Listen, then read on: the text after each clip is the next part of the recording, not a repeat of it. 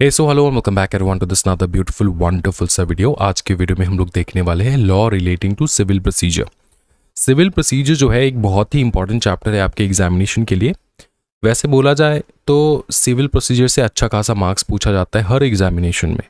तो आप कम से कम 6 से 10 मार्क जो है आप प्रिडिक्ट लगा सकते हो कि अनुमान लगा सकते हो कि हाँ 6 से 10 मार्क जो है ये पूछा जाता है इस चैप्टर में से। एंड 6 से 10 मार्क जो है चैप्टर में से आने का पूरा पॉसिबिलिटी है। तो इस चैप्टर को बहुत अच्छे से करना है। देखो, सिविल प्रोसीजर होता क्या है। सिविल प्रोसीजर कोड जो था, जो अब नहीं है, अब सिर्फ है law relating to civil procedure. तो उसमें ये हम लोग देखते थे कि अगर किसी ने सिविल क्राइम किया है, किसी प्रकार का सिविल क्राइम हुआ है, तो उससे रिलेटेड, फॉर एग्जाम्पल उससे रिलेटेड कैसे उसको हम लोग अरेस्ट करेंगे, ठीक है, कैसे हम लोग उसको पनिश करेंगे। And also at the same time अगर उसने किया कुछ तो वो सिविल क्राइम कैसे हम लोग मानेंगे कि वो सिविल क्राइम है, पनिशमेंट हो गया। फिर हम लोग अपील्स देखते हैं कि अगर आपको अंडर द सिविल प्रोसीजर आपको अरेस्ट किया गया है for certain things what ever you have done, जो कि एक ऑफेंस है, तो उसके बाद आप कैसे आप अपील करोगे उस अरेस्ट के अगेंस्ट, उस ऑर्डर के अगेंस्ट। या पकड़ लो आपका जो है केस चल रहा था छोटे वाले कोर्ट में, फिर आपको अपील तो करना होगा ना, क्योंकि आप सेटिस्फाई नहीं हो। कोई भी डिसीजन आया है, ठीक है, आप निर्दोष हो, आपको लग रहा है कि नहीं मैं सेटिस्फाई नहीं हूं, मेरे को अपील करना है, तो अपील के जो प्रोसीजर्स है वो भी आपको यहाँ पे देखने को मिलने वाला है। समझ में आ रहा है। और सिविल मैटर्स जैसे बहुत कुछ, सिविल मैटर्स मतलब फॉर एग्जाम्पल के तौर पे किसी का पकड़ लो कार लेके झगड़ा हो गया है, ठीक है, किसी का कार लेके पार्किंग स्पेस लेकर झगड़ा हो गया है, पकड़ लो, ठीक है, किसी मूवेबल प्रॉपर्टी से रिलेटेड झगड़ा है, ठीक है, किसी मूवेबल प्रॉपर्टी से रिलेटेड झगड़ा है, या फिर किसी नॉन मूवेबल प्रॉपर्टी से रिलेटेड भी अगर झगड़ा है, तो तब भी जो है सिविल प्रोसीजर कोड में क्या रूल्स है, क्या रेगुलेशंस है। फॉर एग्जाम्पल एक चीज़ बताता हूँ मैं, तुम रहते हो फॉर एग्जाम्पल दिल्ली में, ठीक है, और जिस प्रॉपर्टी से रिलेटेड झगड़ा हुआ है तुम्हारा, वो है पकड़ लो, वो है तुम्हारा पकड़ लो कलकत्ता में, ठीक है। तो तुम कौन से कोर्ट जाओगे, कहाँ पे तुम फाइल करोगे, कहाँ पे तुम केस लड़ोगे, ये सारा भी तो तुमको जानना होगा ना। जिंदगी में ये काम आएगा कि नहीं, बताओ। हाँ, तो ये सारा चीज़ हम लोग सिविल प्रोसीजर में देखने वाले। सिविल मैटर्स से रिलेटेड अगर कुछ भी है तो कहाँ पे तुमको जाके, कोई झगड़ा है, कोई डिस्प्यूट है, कहाँ पे तुमको केस करना है, कौन से जुरिस्डिक्शन में, कौन से कोर्ट के जुरिस्डिक्शन में तुमको जाके जो है अपना केस लड़ना है, ये सारा चीज़ तुमको ये सिविल प्रोसीजर कोड में देखने को मिलेगा, ठीक है। ऑब्जेक्टिव्स क्या है एक बार अच्छे से देख लेंगे यहाँ पे। बेसिक टर्म्स एंड आइडिया है कि सिविल प्रोसीजर कोड में होता क्या है, how civil codes are structured, civil codes कैसे स्ट्रक्चर्ड है, उनका पावर क्या है, मतलब जुरिस्डिक्शन क्या है, उनके वेन्यू मतलब कहाँ पे हम लोग सूट फाइल कर सकते हैं, वेयर सूट आर फाइल्ड, ठीक है, उनके पावर्स क्या है, जुरिस्डिक्शन क्या है। फिर हम लोग कुछ इंपॉर्टेंट रूल्स के बारे में देखेंगे, हम लोग जो है रिस जुडिकाटा, सब जुडाइस, ठीक है, ये हम लोग आगे आगे धीरे धीरे जाके देखेंगे। फिर इंस्टीट्यूट कैसे करोगे तुम एक लॉ सूट, तुम कैसे एक केस फाइल करोगे, वही institution of a law suit, ठीक है। फिर different steps involve in civil suit, civil suit अगर हो रहा है तो इसका अलग अलग स्टेप्स होता है, वो सारे स्टेप्स हम लोग देखेंगे। फिर how court notices are delivered, मतलब कोर्ट कैसे सम्मन भेजता है किसी को। फिर रूल्स अगेन अबाउट अपील्स, अगर रेफरेंस करना है तो रेफरेंस, रिव्यू करना है तो रिव्यू, रिवीजन करना है तो रिवीजन, इन सब के डेफिनेशन हम लोग समझेंगे। समरी सूट जो है उसका एक क्विक प्रोसीजर भी हम लोग देखने वाले हैं, how to file quick summary suits. फिर how the commercial courts act works, ठीक है, कमर्शियल कोर्ट एक्ट वर्क्स, इसके भी हम लोग प्रोविजंस देखने वाले हैं। फिर है mediation before filing a suit under the commercial court act. समझ में आ रहा है, ये भी हम लोग देखने वाले हैं। क्या सर ये क्या है, लास्ट में देखेंगे ना जब ये टॉपिक आ जाएगा। अच्छा, कि कुछ कंसेप्ट्स है जैसे कि जजमेंट क्या होता है, डिक्री क्या होता है, ऑर्डर क्या होता है, एजुडिकेशन क्या होता है, डिक्री होल्डर कौन है, जजमेंट डेटर कौन है, एक्विसी कौन है, फिर सेट ऑफ क्या है, counter claim, temporary injunction, इंटरलॉक्यूटरी orders, commercial courts. इनमें से पकड़ लो तुम्हारा ये जो कुछ मैं स्टार मार्क कर देता हूँ, फॉर एग्जाम्पल डिक्री, ठीक है, ऑर्डर, फिर तुम्हारा decree holder, judgment debtor, set off, ये एग्जामिनेशन, काउंटर क्लेम, ये एग्जामिनेशन में बार बार, टेम्पररी इंजंक्शन बार बार पूछा गया है, इंटरलॉक्यूटरी ऑर्डर्स, ये तो एग्जामिनेशन में बार बार पूछा गया है भाई मेरे। तो ऐसे बहुत सारे इंपॉर्टेंट टॉपिक्स है जो आज हम लोग देखने वाला है। स्टार्ट कर रहे हैं हम लोग। सबसे पहले जो स्टार्ट करने वाले हैं वो इंट्रोडक्शन की सिविल प्रोसीजर होता क्या है। एक बार देख लो, मुझे पता है कि तुमको पता है लेकिन रिवीजन के तौर पे एक बार देख लो। It's the set of rules and methods used in civil law suit. ठीक है, dispute between individuals, entities, not criminal cases. Criminal cases नहीं है यहाँ पे। ठीक है, think of it as the how to guide for civil courts. तो मैंने जब ये बुक लॉन्च किया था ना हमारा JIGL का द डेफिनेट गाइड, अब ये जो बुक है ना, ये बुक मैंने आप सबको बताया था कि ये बुक आपसे बात करता है। तो इसी तरीके से बात करता है ये बुक। ये आपको, अगर आप विदाउट कोई कोचिंग भी अगर ये बुक देख रहे हो ना आप, तो फिर भी आपको कंसेप्ट समझ में आ जाएगा। देखो ना, सिविल प्रोसीजर का कितना अच्छे से मीनिंग तुमको समझाया कि it's the set of rules and methods जो सिविल लॉ सूट में यूज होता है। कि सिविल लॉ सूट अगर हम लोग करने जाए तो उनमें क्या रूल्स है, क्या मेथड है, क्या फॉलो करना है अपने को। और ये क्या है वैसे, ये सिविल प्रोसीजर क्या है, ये डिस्प्यूट्स बिटवीन इंडिविजुअल्स है, एंटिटीज है, जो कि क्रिमिनल केसेस नहीं है। क्रिमिनल केसेस है तो क्रिमिनल प्रोसीजर में चला जाएगा। ठीक है, और ये होता क्या है वैसे, ये सिविल प्रोसीजर मोटा मोटा अगर आप बताओ, ये एक हाउ टू गाइड है। हाउ टू गाइड है for civil code. How to guide मतलब how to file a civil case, या फिर हाउ टू सिविल प्रोसीजर होता क्या है, समझ में आ रहा ना। It's a how to guide for civil courts, how to approach a civil court. Understood. तो ये हाउ टू गाइड है। अच्छा, लॉ कौन सा गवर्न करता है? Code of civil procedure and orders within the CPC। अच्छा, ये इंपॉर्टेंट क्यों है कंपनी सेक्रेटरीज के लिए? Companies often face civil matters. Knowing the procedure helps manage legal risk and actions effectively. It's considered adjunctive law versus substantive law. Law of procedure that versus law defining rights and duties. तो वैसे जब तुम company में काम करोगे ना, वहाँ पे तो देखो कंपनी में होता क्या, बहुत सारे कॉन्ट्रैक्ट्स होते हैं, प्रॉपर्टी रिलेटेड बहुत सारे एग्रीमेंट्स होते हैं, तो इनमें डिस्प्यूट होना आम बात है। तो अगर डिस्प्यूट हो रहा है तो you being a company secretary, जो लॉ का कंपनी को बचाने के लिए तुम ही हो, कंपनी को बचाने के लिए तुम ही हो from civil matters, criminal matters, फिर कंपनीज एक्ट, ठीक है, फिर सेबी, इन सब से बचाने के लिए तुम ही हो, तुम ही रक्षा करता धरता हो वहाँ पे। इसलिए तुमको बताओ ना, KMP का पोजीशन मिला है ना, किस एवे KMP का पोजीशन मिला है भैया। KMP का पोजीशन चार्टर्ड अकाउंटेंट वालों को भी नहीं मिलता, तुमको क्यों मिल रहा है? अगर तुम्हारा वैल्यू नहीं है तो तुमको मिल क्यों रहा है बताओ? फिर तुम ही वो करता धरता जो एक कंपनी को बचाता है सेव करता है from all the legal disputes. Company act को फॉलो करना होता है, सेबी को फॉलो करना होता है, बहुत सारे रूल्स रेगुलेशंस एंड एक्ट्स है फॉलो करने होते हैं, depending upon the type of company you are. अगर बैंकिंग कंपनी हो तो RBI का गाइडलाइन फॉलो करना होता है बहुत अच्छा खासा, ठीक है ना, स्पेशल प्रोविजंस बने हुए तुम्हारे लिए। तो इसको कंपनी को प्रोटेक्ट करके उसको सर्वाइव करने के लिए, सो दैट वो एकदम सही दिशा में चले, तो उस कंपनी के लिए विष्णु भगवान तुम ही हो, समझ में आ रहा है ना, कंपनी सेक्रेटरीज। तो इसलिए तुमको सारे रूल्स रेगुलेशंस जानने होंगे। तो इसी कारणवश तुमको ये सिविल प्रोसीजर कोड जो है पढ़ने को मिल रहा है यहाँ पे। अच्छा, एम एंड स्कोप तुम घर पे पढ़ लेना एक बार, ठीक है। हम लोग सीधा जाएंगे यहाँ पे, सब इंपॉर्टेंट टर्म्स जो यहाँ पे एक्सप्लेन किया गया है।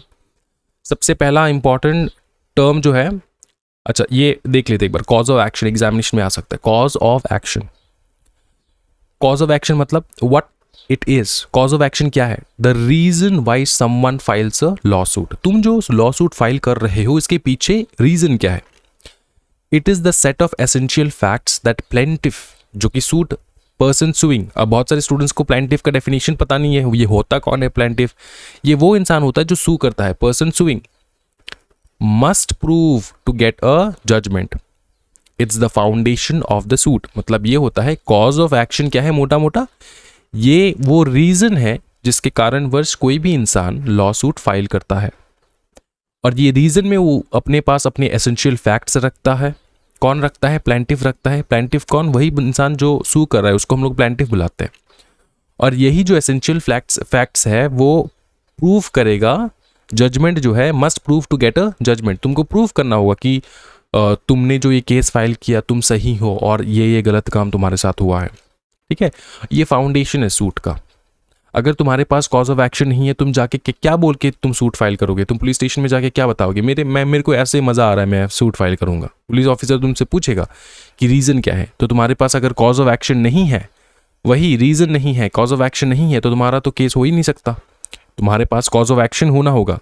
जब तुम सूट करने जाओगे, सूट फाइल करने जाओगे, तो तुम्हारे पास वो बेसिक क्वेश्चन होना होगा कि तुम क्यों जा रहे हो सूट करने के लिए, तुम्हारे साथ क्या गलत हुआ है, और अगर गलत हुआ है तुम्हारे पास प्रूफ है ना। समझ में आ रहा है ये वाला चीज? अच्छा ठीक है। फिर भी कुछ बच्चे हैं जो चमकते रहते हैं, उनको अगर समझ में नहीं आया तो think of it as the story of what happened that gives the plaintiff the right to sue। ठीक है, ये कॉज ऑफ एक्शन वही स्टोरी है जो बताता है कि उनके साथ क्या गलत हुआ है, what happened, जिसके कारणवश प्लेंटिफ को सू करना पड़ रहा है, प्लेंटिफ को राइट मिल रहा है टू सू। बहुत कारणवश हो सकते हैं, ब्रीच ऑफ कॉन्ट्रैक्ट हो सकता है, नेग्लिजेंस हो सकता है, कॉजिंग इंजरी। तुम रास्ते से चल रहे थे, सामने बिल्डिंग पे कंस्ट्रक्शन वर्क चल रहा था, ऊपर से एक बम्बू गिर के तुम्हारे सर पे गिर गया, ठीक है, तुम्हारा सर फट गया फॉर एग्जाम्पल। क्रिमिनल मैटर है क्या? नहीं, सिविल मैटर है। अब ये जो चीज हुआ है ना, ये तुमको बताना होगा, ये तो एक कॉज ऑफ एक्शन है, राइट। नेग्लिजेंस किसने किया? वो कंस्ट्रक्शन वाले लोगों ने नेग्लिजेंट किया, जिसके कारण बस तुम्हारा सर फट गया, कॉज ऑफ इंजरी। तो तुम क्या करोगे? वही है तो तुम्हारा जो स्टोरी है ना कि वहां से मैं गुजर रहा था, ऊपर से बम्बू आके गिर गया, वही है cause of action, the reason behind why you are trying to file a suit. ठीक है, कॉज ऑफ एक्शन में क्या होता है? It includes an act by the defendant. Defendant कौन? जिसके खिलाफ तुमने सूट फाइल किया। उसने कुछ काम किया होगा, कोई एक्ट कार्य किया होगा, जिसके कारण बस तुम फाइल कर रहे हो। समझ में आ रहा है? चलो इतना तो काफी है। फिर देखो judgment, decree and order. Judgment मतलब सर, जजमेंट मतलब स्टेटमेंट गिवन बाय द जज explaining the reason for reaching the decision. Judgment के अंदर आता है डिक्री या फिर ऑर्डर। डिक्री या फिर ऑर्डर को हम लोग जजमेंट कहते हैं। और डिक्री एंड ऑर्डर देने के टाइम पे वो रीजन बताता है कि किस कारणवश ये आया है, फॉर रीचिंग द डिसीजन। ये डिसीजन क्यों कोर्ट ने लिया है, समझ में आ रहा है ना?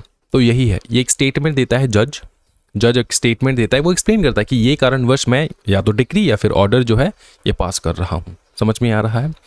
It forms the basis for the decree and order. Obviously statement देने के बाद ही तुम रीजन तो बताओगे ना, तुम क्यों जज जो है ये सजा दे रहा है या फिर उसको छोड़ रहा है, रीजन तो बताएगा। जज explains why A owes money to be based on evidences. ये एग्जाम्पल के तौर पे मैंने लिखा है। जज जो है ना वो एक्सप्लेन करता है कि ए क्यों ओ करता है मनी बी को, ठीक है, क्यों करता है, on the basis of evidences. Understood? तो ये एक्सप्लेनेशन जो है वही है जजमेंट, वही है स्टेटमेंट। स्टेटमेंट देना कि हाँ ये कारणवश, एक्सप्लेन करना ये कारणवश। ठीक है, अब आते हैं मेन टॉपिक पे जो है decree and order. Decree and order जो है दोनों सांप एंड नेवला है, मतलब दोनों बहुत ऑपोजिट है।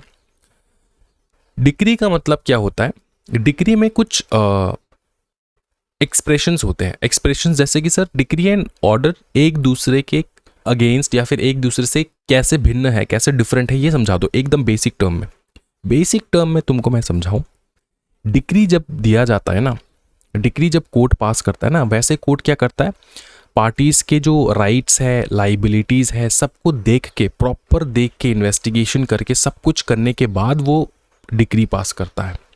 ठीक है, नॉर्मली जो भी केसेस चल रहे हैं तुम्हारे कोर्ट में, जो जज फाइनल डिसीजन देता है ना वो होता है डिक्री। ठीक है, जज देता है डिक्री। डिक्री, अब तुम जितने भी फिल्मों वगैरह में तुम केस देखते हो ना, जो भी तुम्हारा ये OTT प्लेटफॉर्म वगैरह में जितने भी तुम्हारे सिविल केसेस चल रहे हैं, क्रिमिनल केसेस चल रहा है, जो भी जजमेंट आता है ना फाइनल में, जो जजमेंट एकदम क्लाइमैक्स जो होता है, वो जजमेंट होता है डिक्री का। ठीक है, ऑर्डर क्या होता है? ऑर्डर होता है, ऑर्डर जो है ना, ऑर्डर में ना तो पार्टीज के राइट्स ना तो पार्टीज के लाइबिलिटीज को देखा जाता है। कोर्ट को लगता है कि ये होना चाहिए, वो होना चाहिए, वो करवा लेता है। क्या सही है क्या गलत है वो कोर्ट नहीं देखता उस मोमेंट पे। ऑर्डर के मोमेंट पे क्या होता है मैं तुमको समझाता हूँ। फॉर एग्जाम्पल, कोर्ट को कहीं पे दंगा फसाद हो रहा है, वहां पे कोई ऐसा कुछ इन्फॉर्मेशन मिला, कोर्ट ऑर्डर पास किया कि जाओ जाके वहां पे सब लोगों को गिरफ्तार कर लो। ठीक है, अब तुम उस राइट में थे नहीं थे वो फर्क नहीं पड़ता, पुलिस ऑफिसर जाएगा वहां पे तुमको मिलेगा, तुमको गिरफ्तार कर लेगा। समझ में आ रहा है ना? तो ये सारा चीज, ये ऑर्डर जो है ना वहाँ पे राइट एंड लाइबिलिटीज ये सब नहीं होता, लेकिन यहाँ पे राइट लाइबिलिटीज सब कुछ देखने के बाद डिक्री पास किया जाता है। अब देखो सुनो एक चीज, जिसके हित के लिए, देखो दो पार्टीज होंगे ना, हमेशा दो पार्टीज होंगे, जिसके बेनिफिट के लिए ये जो डिक्री पास किया जाता है, ये जो स्टेटमेंट, ये जो जजमेंट दिया जाता है, जिसके बेनिफिट के लिए दिया जाता है ना, जिसके हित के लिए दिया जाता है, उसको कहा जाता है डिक्री होल्डर। और जिसके अगेंस्ट में दिया जाता है उसको कहा जाता है, ये जो अगेंस्ट में दिया जाता है इसको कहा जाता है जजमेंट डेटर। ठीक है, ये दो मैंने एक्सप्लेन कर दिए, यहाँ पे तो तुमको देखने को मिलेगा decree holder and judgment debtor. समझे भाई मेरे? अच्छा, यहां से एक्सप्लेन करेंगे, डिक्री और अच्छे से देखेंगे। फॉर्मल एक्सप्रेशन है of the court's decision, formally express करना। Conclusively determines the rights of the parties regarding the issue of the suit. ठीक है, वो डिटरमाइन करता है प्रॉपर इन्वेस्टिगेशन करने के बाद। कंक्लूसिवली डिटरमाइन, याद रखना ये वर्ड्स जो मैंने हाईलाइट कर रखा है, बोल्ड कर रखा है, इन्हीं वर्ड्स को तुमको अंडरलाइन करना एग्जामिनेशन में। ठीक है, हाईलाइट करना, हाईलाइट तो कर नहीं सकते तुम, अंडरलाइनिंग द की पॉइंट्स जो होता है वो की पॉइंट्स यही है, की वर्ड्स यही है। Can be preliminary, can be preliminary मतलब decides right but further steps needed. Preliminary मतलब कंक्लूसिवली एंडेड नहीं है वो डिक्री जो है, कुछ फर्दर स्टेप्स जो है वो नीडेड है, मतलब फुल फ्लेज्ड डिसीजन अभी तक आया नहीं है। Decides rights but further steps needed, for example calculating damages. For example तुमको एक चीज समझाता हूँ, दो पार्टी है, एक ने पार्टी ए है, ये है पार्टी बी। पार्टी ए ने पार्टी बी का डैमेज कर दिया, एविडेंस वगैरह, वीडियो कैमरा वगैरह सब कुछ देखने के बाद जज ने ये सबमिशन दिया, जज ने ये जजमेंट दिया, फाइनल जजमेंट दिया कि पार्टी ए जो है बी का डैमेज किया है, तो पार्टी ए बी को पैसा देगा। अब ये कितना पैसा देगा, ये जजमेंट आ गया ना, तो डिक्री किसके फेवर पे आया है? बी के फेवर में आया है डिक्री, क्योंकि इसको बेनिफिट हुआ है, इसके फेवर में आया है, और इसके अगेंस्ट में तो ये जजमेंट डेटर बन गया ए। अब हुआ ये है कि जजमेंट तो आ चुका है, लेकिन फर्दर स्टेप्स नीडेड है ना, कि कितना नुकसान हुआ है, कैलकुलेशन तो बाकी है भाई मेरे। तो ये जो डिक्री है ना, ये प्रिलिमिनरी हो सकता है या तो फाइनल भी हो सकता है, एकदम पूरा निकाल के सब कुछ हिसाब किताब करके उसी दिन अगर जजमेंट सुना दे तो फाइनल ऑर्डर, फाइनल डिक्री भी हो सकता है, या तो प्रिलिमिनरी या तो फाइनल, दो तरीके से हो सकता है। ये एग्जामिनेशन में लिख सकते हो, can be partly preliminary, can B partly final, partly preliminary and partly final भी हो सकता है। अच्छा ठीक है, इतना तुम याद रखो, काफी है। फिर हम लोग देखने वाले ऑर्डर। ऑर्डर क्या है? Formal expression of any decision of a civil code which is not a decree. जो डिक्री नहीं है वो ऑर्डर है, सिंपल चीज है, सिंपल डेफिनेशन यही है, जो डिक्री नहीं है वो है order. Doesn't necessarily determine the main rights conclusively, often deals with procedural matter. Example, order allowing a amendment of pleadings, order for temporary injunction. Temporary injunction वगैरह क्या होता है, ये सारा क्या होता है? ये होता है कि जजमेंट देने के टाइम में बीच बीच में वो एक दो ऑर्डर पास कर देते हैं जज। ठीक है, मैं तुमको ऑर्डर दे रहा हूँ, तुम आज शाम तक मुझको सबमिट करो तुम्हारे एविडेंसेस। ये क्या है? ये डिक्री है क्या? ये डिक्री नहीं है, ये ऑर्डर है। बीच बीच में कोई ऑर्डर पास करना, ठीक है, ड्यूरिंग सिविल मैटर। अंडरस्टूड? ये समझ में आ रहा है ना भाई मेरे? तो ये तो ऑर्डर अलग है, डिक्री अलग है। तो इतना पढ़ लोगे तो काफ़ी है। की डिफरेंसेस तुमको समझाऊंगा मैं यहाँ पे। पहला है राइट, फिर है नेचर, फिर है अपील। देखो ऑर्डर में ना अपील नहीं होता है, वैसे नॉर्मली नहीं होता है, लेकिन हो सकता है अपील, हम लोग देखेंगे, टेंशन नहीं लेना है। राइट्स देखो, सबसे पहले decree conclusively determines main right in the suit. किसका क्या अधिकार है ये डिक्री बताता है, लेकिन ऑर्डर ऐसा नहीं बताता किसका क्या अधिकार है। Order usually doesn't. Nature, decree can be preliminary और फाइनल, लेकिन ऑर्डर जो है ना वो प्रिलिमिनरी नहीं होता, not preliminary final in the same way. वो एक ऑर्डर मतलब ऑर्डर, तुमको अभी करना है ये चीज। ये प्रिलिमिनरी फाइनल ऐसा नहीं होता, इसका स्टेजेस नहीं होता। डिक्री का हो सकता है अभी मैंने जजमेंट पास किया, बाद में कैलकुलेट करके देख लेंगे तुम्हारा कितना नुकसान हुआ है, वो उसको भरपाई करना होगा। समझे? फिर देखो appeal lies against almost all decrease. ठीक है, डिक्री में अपील होता ही रहता है। फर्स्ट अपील हो सकता है, सेकंड अपील हो सकता है, possibly on substantial law questions. Appeal lies on against specific orders, सिर्फ कुछ ऑर्डर्स में ही अपील पॉसिबल है, याद रखियो। ठीक है, जो कि मेंशन्ड है in section 104 on order 43। Second appeal ये पॉसिबल है ही नहीं फॉर तुम्हारे order, no second appeal from appellate orders. देखो तुमको सीधा यहाँ पे बता देता हूँ, अपील का चक्कर क्या होता है ना, तुम्हारा डिक्री, ये डिक्री एंड तुम्हारा हो गया यहाँ पे ऑर्डर, ठीक है, डिक्री एंड ऑर्डर। बहुत अच्छे से देखना, यहाँ पे तुमको सिर्फ ये याद रखना है कि डिक्री में first appeal and second appeal दोनों पॉसिबल है, आराम से पॉसिबल कर सकते हो तुम, ठीक है।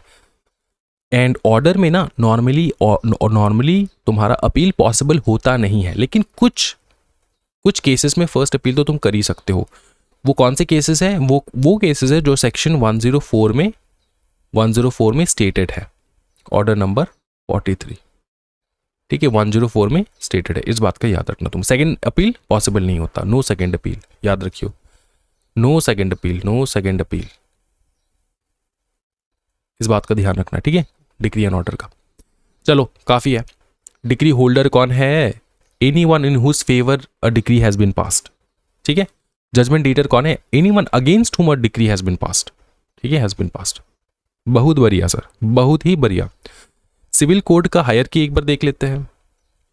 हायरार्की देखो, सुप्रीम कोर्ट सबसे ऊपर, उसके नीचे हाई कोर्ट, उसके बाद डिस्ट्रिक्ट कोर्ट, उसके बाद सबऑर्डिनेट कोर्ट। सबऑर्डिनेट कोर्ट में बैठते हैं तुम्हारे लाइक सिविल जजेस, जो कि सीनियर, जूनियर डिवीजन, मुंसिफ कोर्ट्स है। फिर आता है आपका लास्ट में small cases court for minor cases, ठीक है। अच्छा, सबऑर्डिनेशन मतलब कौन किसके नीचे है? डिस्ट्रिक्ट कोर्ट जो है वो हाई कोर्ट के नीचे है।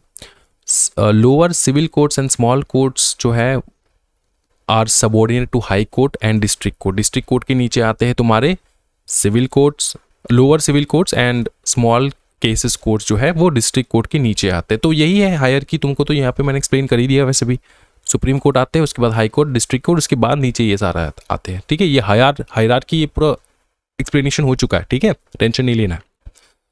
फिर आता है stay on suit. Stay of suit जो है इसको हम लोग कहते हैं डॉक्ट्रिन ऑफ रेस सब जुडिस, डॉक्ट्रिन ऑफ रेस सब जुडाइस। और एक डॉक्ट्रिन है जिसको हम लोग कहते हैं डॉक्ट्रिन ऑफ रेस जुडिकाटा, ठीक है। अब देख, सिंपल भाषा में समझाऊं तुमको, देखो सिंपल भाषा में देखो, स्टे ऑफ सूट का मतलब क्या होता है, ये कब होता है? डॉक्ट्रिन ऑफ रेस सब जुडाइस ये होता है कि ऑलरेडी ना तुम्हारा जो मैटर है जो तुम सिविल कोर्ट में चला रहे हो, वो मैटर, ठीक है, चल रहा है, अभी तक डिसीजन नहीं आया है, ठीक है, चल रहा है। तुम वो सेम केस तुम किसी और कोर्ट में जाके फाइल कर दो, चल रहा है, अभी तक डिसीजन नहीं आया है, तुम वो सेम मैटर जो है किसी और कोर्ट में जाके तुमने फाइल कर दिया, तो तुम्हारे इस केस के ऊपर तुमने जो सेम केस लेकर फाइल कर दिया उसके ऊपर लग जाएगा stay order, stay of suit लग जाएगा। क्या ये समझ में आ रहा है? हाँ जी, याद रखना, इनमें जो पार्टीज है, इस केस में जो पार्टी है और इस केस में जो मैटर है, सब्जेक्ट मैटर है केस का, सब सेम है, वो सेम लेकर तुम आ गए यहाँ पे दूसरे कोर्ट में। तो बताया जाता है कि ऑलरेडी अगर तुम्हारा कोई भी जजमेंट पेंडिंग है किसी और इंडियन कोर्ट में, तो तुम किसी दूसरे इंडियन कोर्ट में जाके same subject matter, same parties जाके फाइल नहीं कर सकता, ठीक है। मीनिंग रेस सब जुडाइस, मैटर अंडर जजमेंट, जो ऑलरेडी अंडर जजमेंट है, ये मैटर जजमेंट हुआ नहीं है।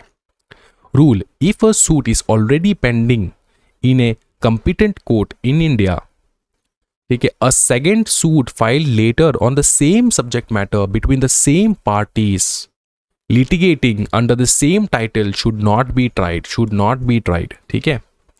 क्या क्या याद रखना है? Same subject matter, same parties litigating under the same title should not be tried. The trial of the later suit is stayed, उसको हम लोग स्टे ऑर्डर लगा देते हैं, पॉज करवा देते हैं उसको। क्या ये समझ में आ रहा है? ये क्यों पॉज किया जाता है? तुम अपने आप से पूछो, ये पर्पस तुमको अपने आप पता चल जाएगा।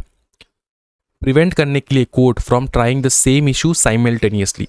देखो वैसे भी इतना सारा पेंडिंग केसेस है इंडियन कोर्ट्स में, और ऊपर से तुम सेम केस तुम दूसरे कोर्ट में लेकर जा रहे हो, है ना।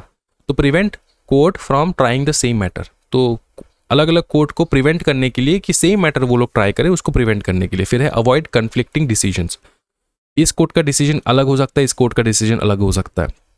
तो इसलिए अवॉइड करने के लिए वो दो सूट दो जगह पे तुम फाइल नहीं कर सकते। हाँ, तुम अपील वगैरह कर सकते हो, एक बार जजमेंट आ गया उसके अगेंस्ट में तुम अपील कर दो, वो अलग बात है, ठीक है, लेकिन सेम केस फाइल नहीं कर सकते। Give affect to the principle of res judicata later. अच्छा, रेस जुडिकाटा क्या है सर? रेस जुडिकाटा यहां पे हम लोग देखेंगे, अ मैटर ऑलरेडी डिसाइडेड। यहां पे तीसरा जो पर्पस बताया जा रहा है ना, तीसरा पर्पस ये है कि रेस जुडिकाटा को इफेक्ट देने के लिए हम लोग ये डॉक्ट्रिन ऑफ रेस सबजुडाइस लगाते हैं। रेस जुडिकाटा का क्या है मतलब, मैं तुमको समझाऊं। रेस जुडिकाटा मतलब ये होता है कि यहाँ पे डिसीजन आ चुका है, जजमेंट आ चुका है, जजमेंट आ चुका है कोर्ट का। जैसे ही जजमेंट आ चुका है कोर्ट का, तुम दोबारा से सेम केस लेकर दूसरे कोर्ट में तुम केस फाइल कर रहे हो, ना तो अपील कर रहे हो, अपील वगैरह कुछ नहीं कर रहे हो, ठीक है, तुम फाइल करो, सीधा फाइल करो, फ्रेश केस की तरीके से तुम फाइल करो। ऐसा पॉसिबल नहीं होता है, इस बात का ध्यान रखना। समझ में आ रहा है? कोर्ट का टाइम वेस्ट होगा, समझे? तो जब अगर जजमेंट नहीं आया और तुम फिर से दूसरे कोर्ट में चले गए, तो वो है डॉक्ट्रिन ऑफ रेस सबजुडाइस। अगर जजमेंट आ गया उसके बाद तुम दूसरे कोर्ट में जा रहे हो, लेकिन तुम अपील नहीं कर रहे हो, तुम क्या कर रहे हो?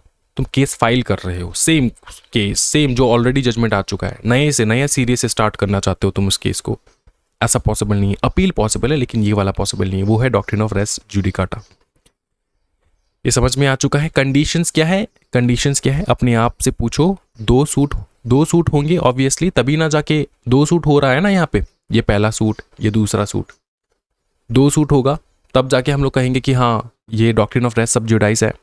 Matter and issue in the later suit is directly and substantially the same matter in the earlier suit.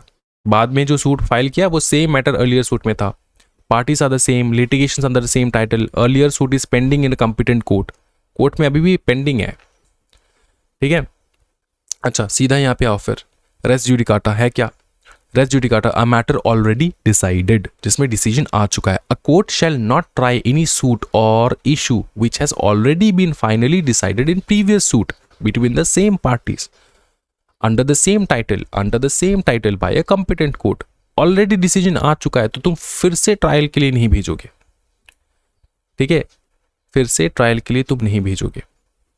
लेकिन क्या कर सकते हो तुम बताओ? हाँ जी, तुम क्या कर सकते हो? तुम अपील कर सकते हो, अपील पॉसिबल है। समझ में आ रहा है? ये क्यों रोका जाता है सर? क्योंकि bring finality to a litigation. अगर पकड़ ले इंडिया में कितना सारा कोर्ट है, राइट, कितना सारा कोर्ट है इंडिया में, पकड़ ले तू यहाँ पे फाइल कर रहा है, यहाँ पे जा रहा है, बार बार यहाँ से यहाँ जा, डिसीजन, फाइनल डिसीजन आएगा ही नहीं कभी फिर तो। इसलिए ये हायरार्की बनाया गया है, समझ में आ रहा है? इसलिए हायरार्की बनाया गया है यहाँ पे।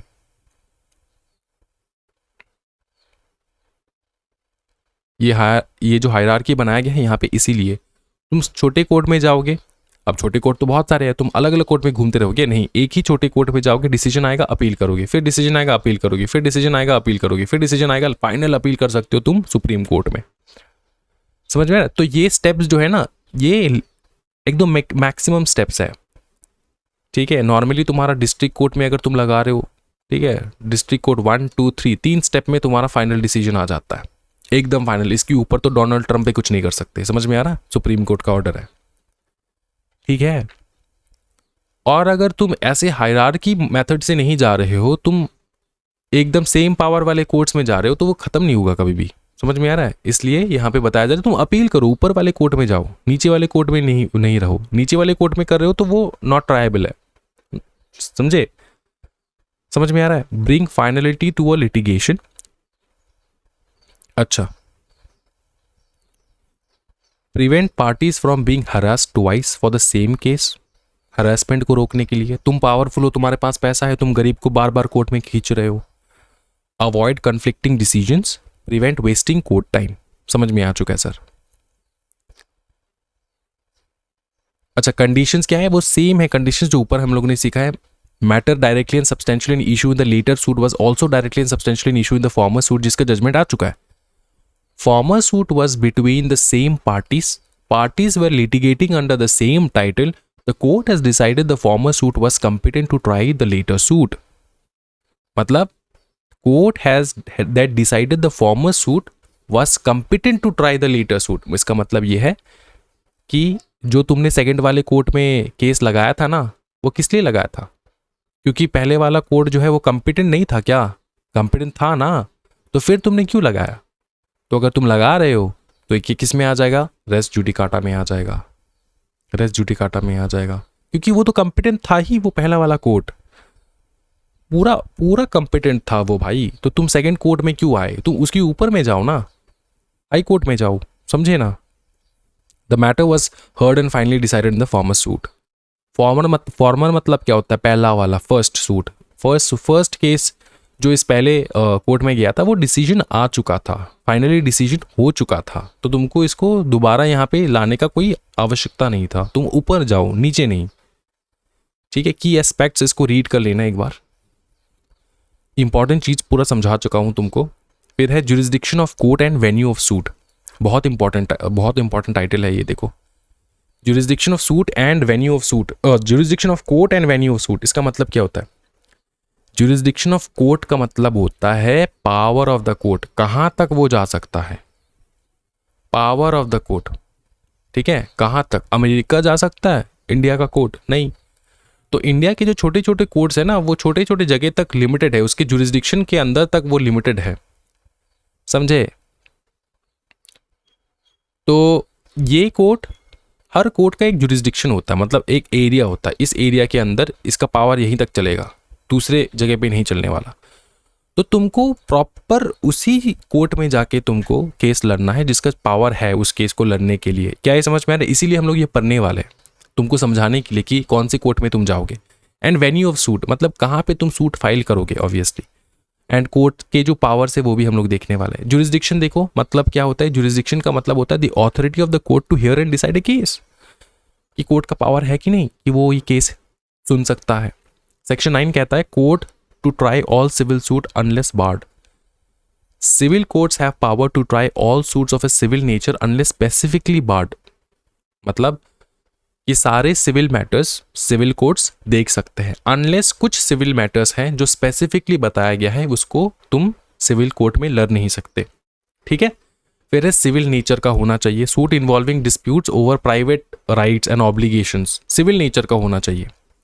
फिर barred suit, expressly and implied. Expressly मतलब जहां पे एक्सप्रेसिवली लिखा है कि क्लियरली लिखा है, क्लियरली से civil suit can not try the matter.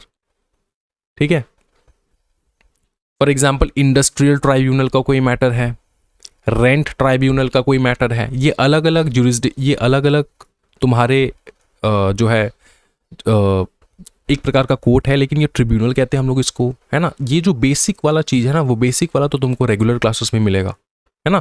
तो यहाँ पे तुमको समझना है कि इंडस्ट्रियल ट्राइब्यूनल जो है, तुमको मैं ऐसे नहीं भेजने वाला, तुमको समझा के भेजूंगा। इंडस्ट्रियल ट्राइब्यूनल में जो मैटर्स डिस्कस होंगे वो वहीं पे होंगे। ठीक है, वो मैटर्स तुम यहाँ पे डिसाइड नहीं कर सकते, सिविल कोर्ट में डिसाइड नहीं कर सकते, ये क्लियरली मेंशन्ड है। अगर मेंशन्ड है तो वो सिविल मैटर्स तुम ड्रॉप कर दोगे, सिविल कोर्ट्स ड्रॉप कर देगा, वो देखेगा नहीं, बोलेगा इंडस्ट्रियल ट्राइब्यूनल में चले जाओ, वहां पे होगा तुम्हारा जो भी होना है।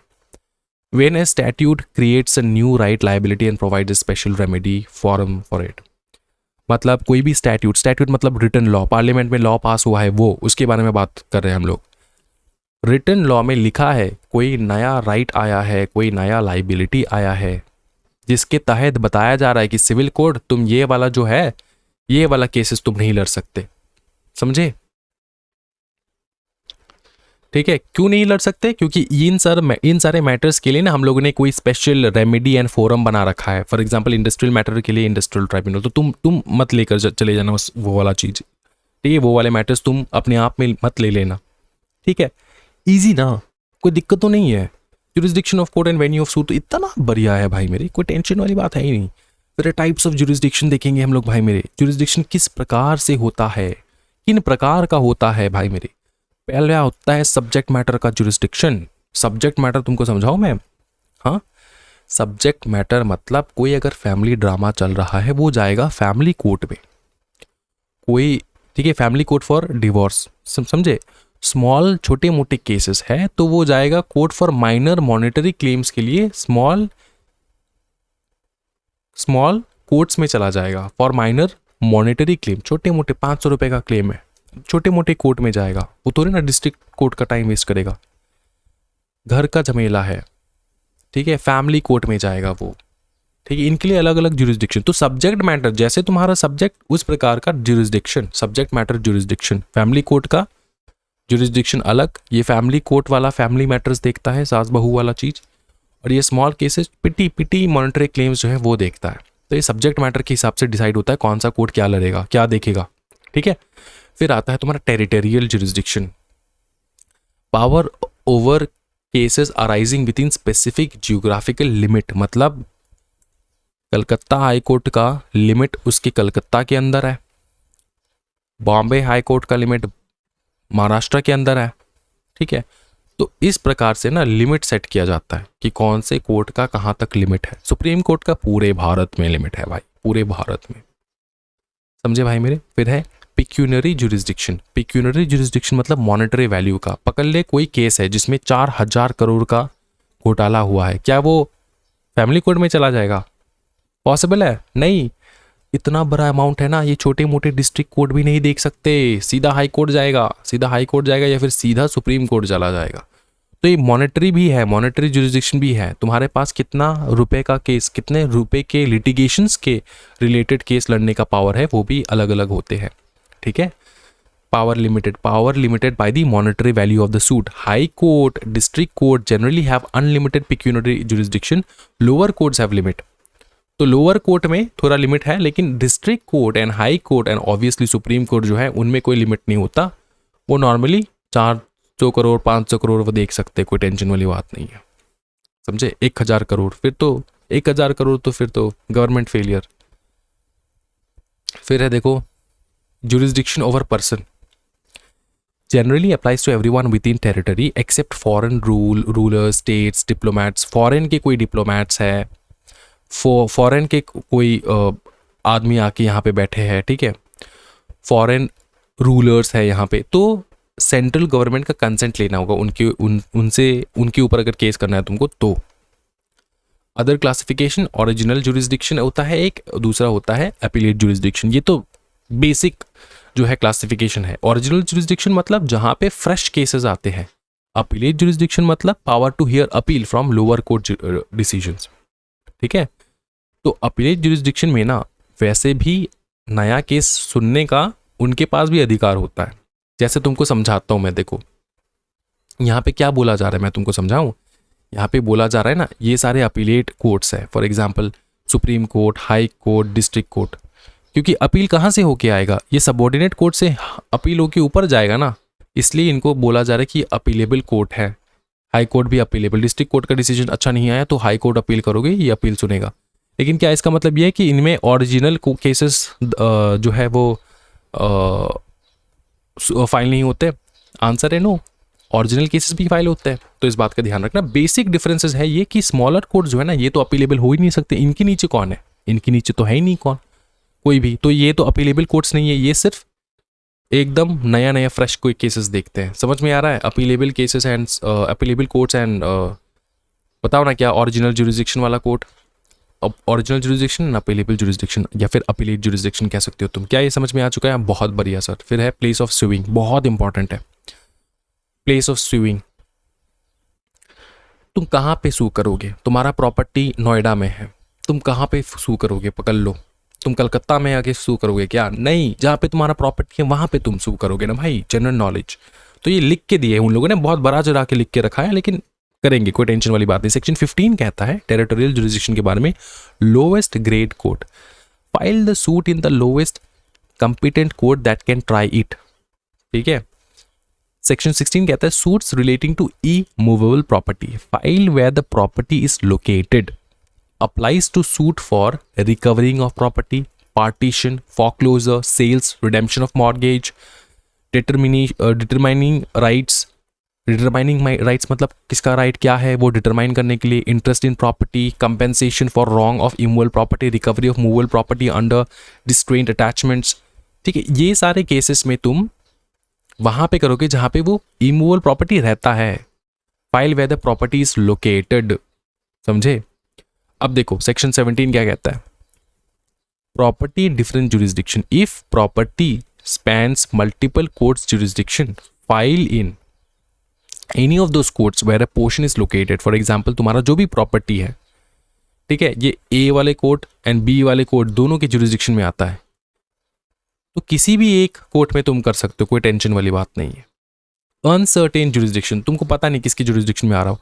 If it is unclear which court has jurisdiction, any of the potential courts can proceed if the records its satisfaction about the uncertainty. मतलब ये है कि अगर ये अनसर्टेन है कि कौन सा कोर्ट का जुरिस्डिक्शन कहाँ पे आएगा, तो तुम जो भी नियरेस्ट तुम्हारे प्रॉपर्टी के नियरेस्ट कोर्ट है वहाँ पे चले जाओ, चलेगा, कोई टेंशन वाली बात नहीं है.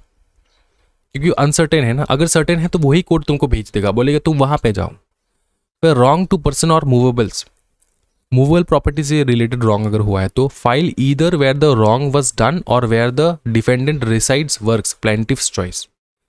जहाँ पे तुम्हारे साथ वो गलत काम हुआ है वहाँ पे तुम जो है फाइल कर दो केस. ठीक है, पकड़ लो पटना में तुम्हारा एक्सीडेंट हुआ है तो वहाँ पे तुम केस फाइल करो, समझे, वहाँ पे तुम केस फाइल करो. ठीक है, मूवेबल्स मतलब गाड़ी वाड़ी से टक्कर वक्कर ऐसा कुछ हो गया फॉर एग्जांपल. मूवेबल मतलब वो प्रॉपर्टी जो मूव कर सकता है, समझ में आ रहा है ना, कुछ भी हो सकता है यहाँ पे. या फिर तुम्हारे साथ ही गलत हुआ है पटना में, तो तुम पटना में केस फाइल करो. लेकिन वो बंदा पटना में रहता नहीं सर, कलकत्ता रहता है, तो कलकत्ता में चले जाओ, कलकत्ता में केस फाइल कर दो.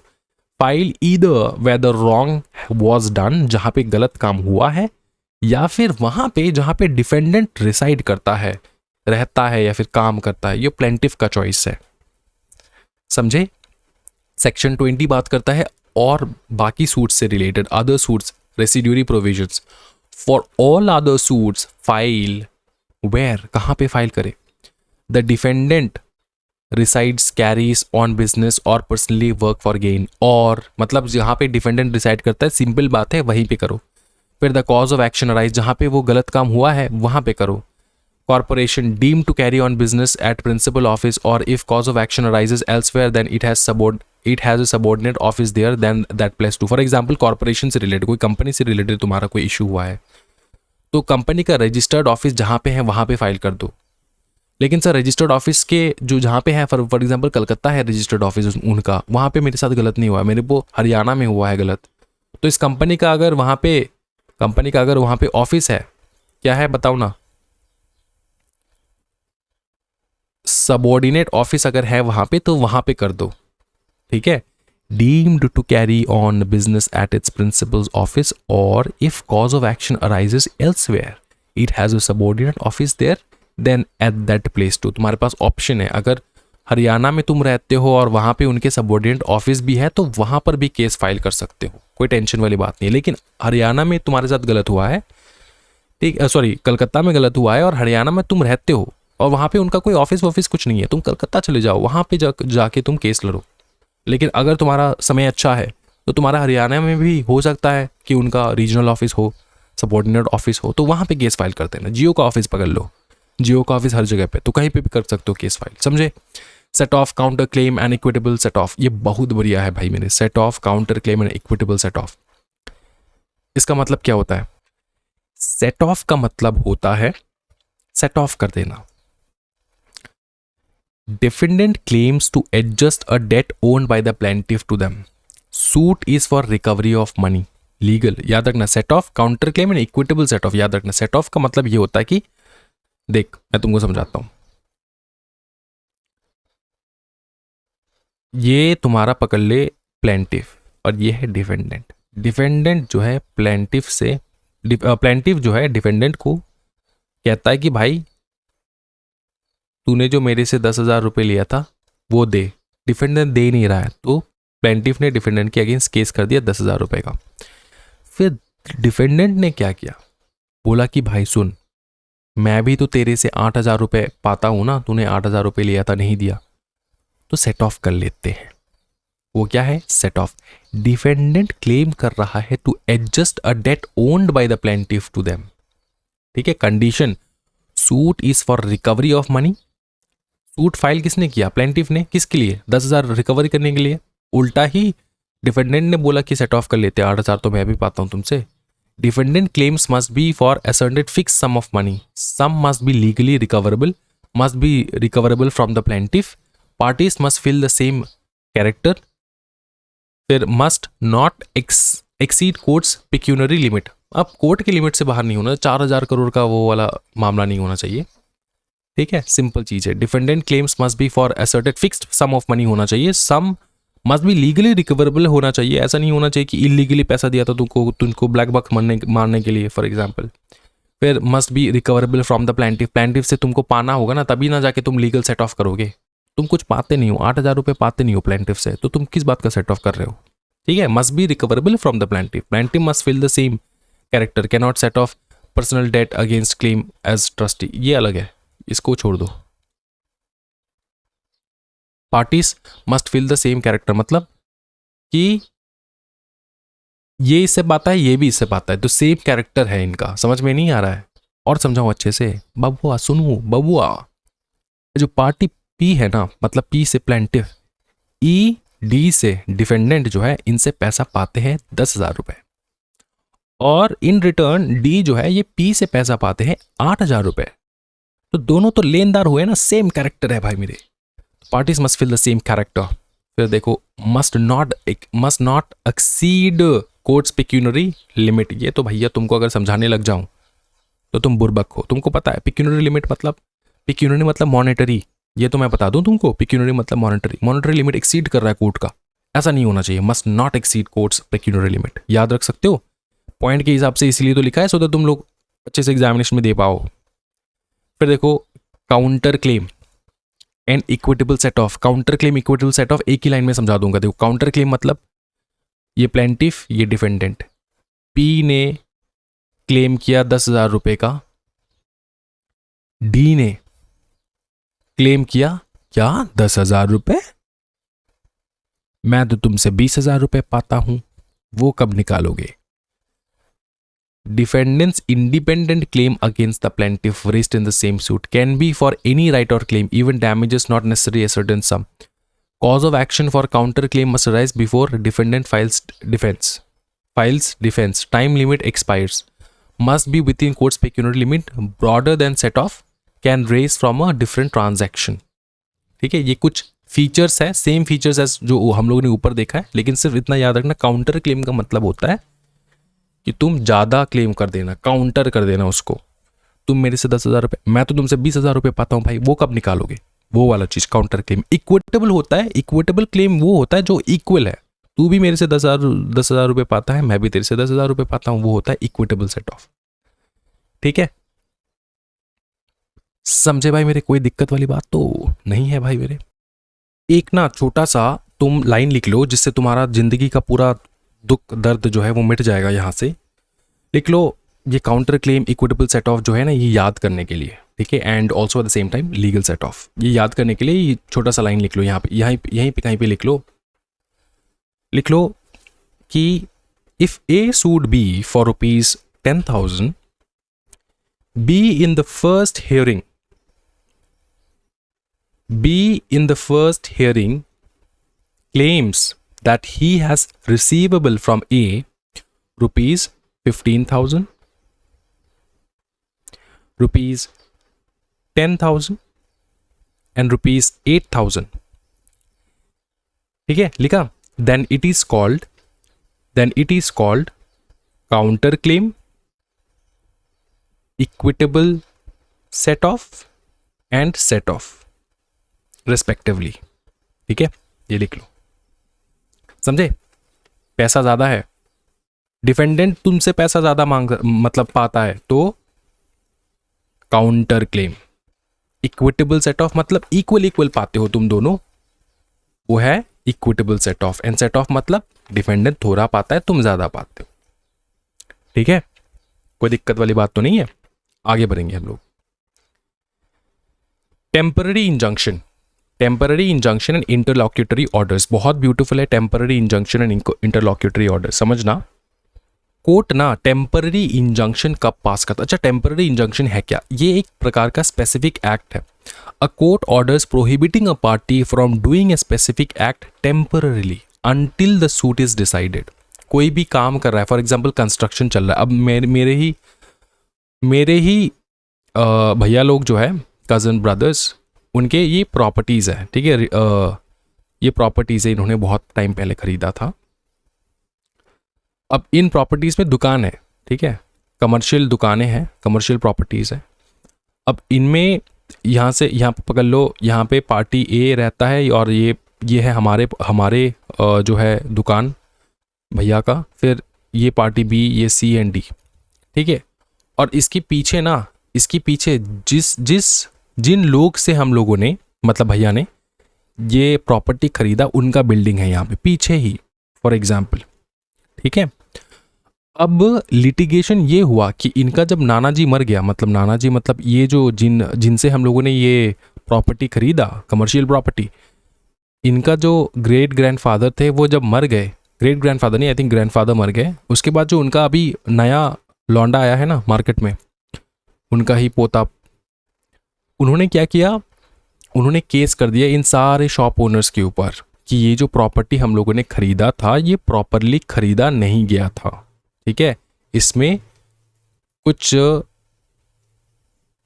कुछ चीज़ें जो है वो प्रॉपरली किया नहीं गया था एज पर द लॉ।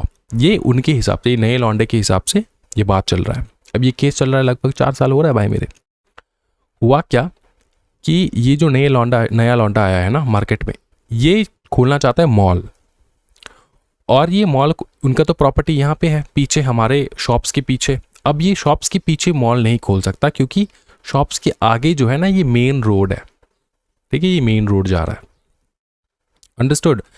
तो उसको अगर मॉल खोलना है तो शॉप को तोड़ के इसके सामने ही खोलना होगा, ठीक है। So for that reason we are fighting the battle, ठीक है। 4 साल हो रहा है, अब और लगेगा और लगाएंगे। और पता है क्या चीज़, इंटरेस्टिंग चीज़ ये है कि हम लोग इतना सख्त लौंडे हैं, ये शॉप बंद है, ये कोई यूज़ नहीं करता ये शॉप बंद है पिछले 4-5 सालों से, बाकी सारे शॉप्स चल रहे हैं, हमारा शॉप बंद है क्योंकि हमारे पास टाइम नहीं है जाके कोई बैठेगा या फिर बिजनेस करने के, ऐसे ही बंद करके रख दिए उन लोगों ने, ठीक है। और वो लोग मज़े कर रहे हैं कि चलो ठीक है, देखेंगे कितना साल लगता है, लगाएंगे, कोई टेंशन नहीं है हमारा, क्योंकि हमारे जो भैया है वो सब लोग जो है वेल सेटल्ड है, ठीक है। Somebody is working outside India, one is working at in US, one जो है वो बैंगलोर में काम कर रहा है, एक असम में बैठा है, तो सब जो है गवर्नमेंट, कोई गवर्नमेंट जॉब, कोई इंजीनियर्स वगैरह ऐसा है, तो उनके पास टाइम नहीं कि वो दुकान चलाएगा, और लिटिगेशन भी चल रहा है, तो इसलिए उन्होंने सोचा कि एक काम करते हैं, जितना टाइम लगेगा, वो टेंशन वाली बात नहीं है, ऐसे बंद रखते हैं।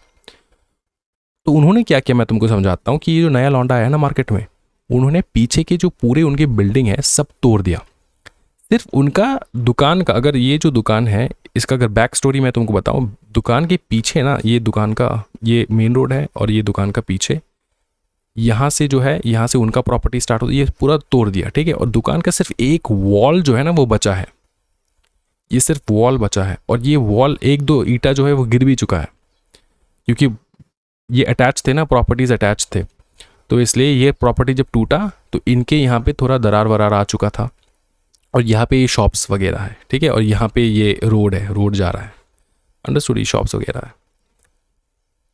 तो कोर्ट से ऑर्डर आया, कोर्ट में चल रहा है ना, वो लोग बोले थे कोर्ट तो लड़ता रहेगा, वो कोर्ट तो चलता रहेगा, ये हम लोग ये दुकान तोड़ रहे हैं, तो कोर्ट से ऑर्डर आया, बोला टेम्पररी इंजंक्शन लगाने के लिए। क्या बोले a court order prohibiting a party, कौन सा पार्टी, ये नया लौंडा वाला मार्केट वाला पार्टी, ठीक है, prohibiting a party from doing a specific act temporarily. वो क्या कर रहा था, दुकान तोड़ रहा था, उस पर रोक लगा दिया। क्यों रोक लगाया, क्योंकि डिसीजन, फाइनल सूट अभी तक आया नहीं है, until the suit is decided, ठीक है। जब तक डिसीजन नहीं आता तुम दुकान नहीं तोड़ सकते। 4 साल हो रहा है, और भी जाएगा, 5 साल 15 साल जाएगा, ये कब मॉल बनाएगा पता नहीं, इसका भी पोता आ जाएगा शायद, जो भी है, ठीक है। ये समझ में आ चुका है, कोई टेंशन वाली बात नहीं, बहुत ही ज़्यादा बवाल। अब देखो यहाँ पे पर्पस क्या है, to maintain the status quo, prevent harm, waste और alienation of property in dispute. Sir status quo मतलब जो अभी फिलहाल चल रहा है ना डिस्प्यूट, उस डिस्प्यूट को मेंटेन करके रखने के लिए, टू मेंटेन द डिस्प्यूट, क्योंकि अगर टूट गया तो पार्टीज का हार्म हो जाएगा ना। जैसे मैंने यहाँ पे तुमको दुकान के बारे में बताया था, अगर दुकान टूट गया तो मैं किस चीज़ को लेकर फाइट करूँगा, समझ में आ रहा है ना। Prevent harm, waste, alienation of property को मतलब ख़त्म हो जाने से रोकना, ठीक है। तो ये वाला चीज़ है, इनको रोकने के लिए टेम्पररी इंजंक्शन पास किया जाता है। क्या ये समझ में आ रहा है? हाँ जी। अच्छा, ये हो चुका है। अब देखो यहाँ पे कंडीशंस फॉर ग्रांटिंग, कि ग्रांट कब किया जाता है ये वाला चीज़। प्राइमा फेसी अगर है तुम्हारे पास, a serious question to be tried like change of success, not proof, just arguable case. Prima facie case अगर है मतलब चांस है तुम्हारे सक्सेस होने का, ठीक है, चांस है तुम्हारा सक्सेस होने का। तो यहाँ पे मेरा चांस है ना, मैं सक्सेस हो जाऊंगा क्योंकि मेरे पास तो लीगल सारे डॉक्यूमेंट्स है, क्लियरली है, तो मेरे पास चांस है सक्सेस हो जाने का। तो इसलिए तो इंटरलॉक्यूटरी टेम्पररी इंजंक्शन पास किया गया बाय द कोर्ट। फिर है ई रिपेयरेबल इंजरी, अगर ऐसा टूट गया एक बार दुकान तो फिर कैसे वो रिपेयर होगा बताओ। ई रिपेयरेबल है इसलिए पास किया जाता है। फिर है बैलेंस ऑफ कन्वीनियंस, दोनों पार्टी के कन्वीनियंस के लिए, ठीक है ना, जब तक कोर्ट का डिसीजन ना आए तब सारे बाकी जो दुकानदार जो है वो कम से कम बिजनेस तो कर सकते हैं ना, रोटी पानी तो खा सकते हैं, तो फॉर दैट कन्वीनियंस, ठीक है। Inconvenience to plaintiff if injunction refused outweigh inconvenience to defendant if granted. Simple चीज़ यही है, ये 3 प्रिंसिपल तुमको याद रखना है, बस यही है, ठीक है।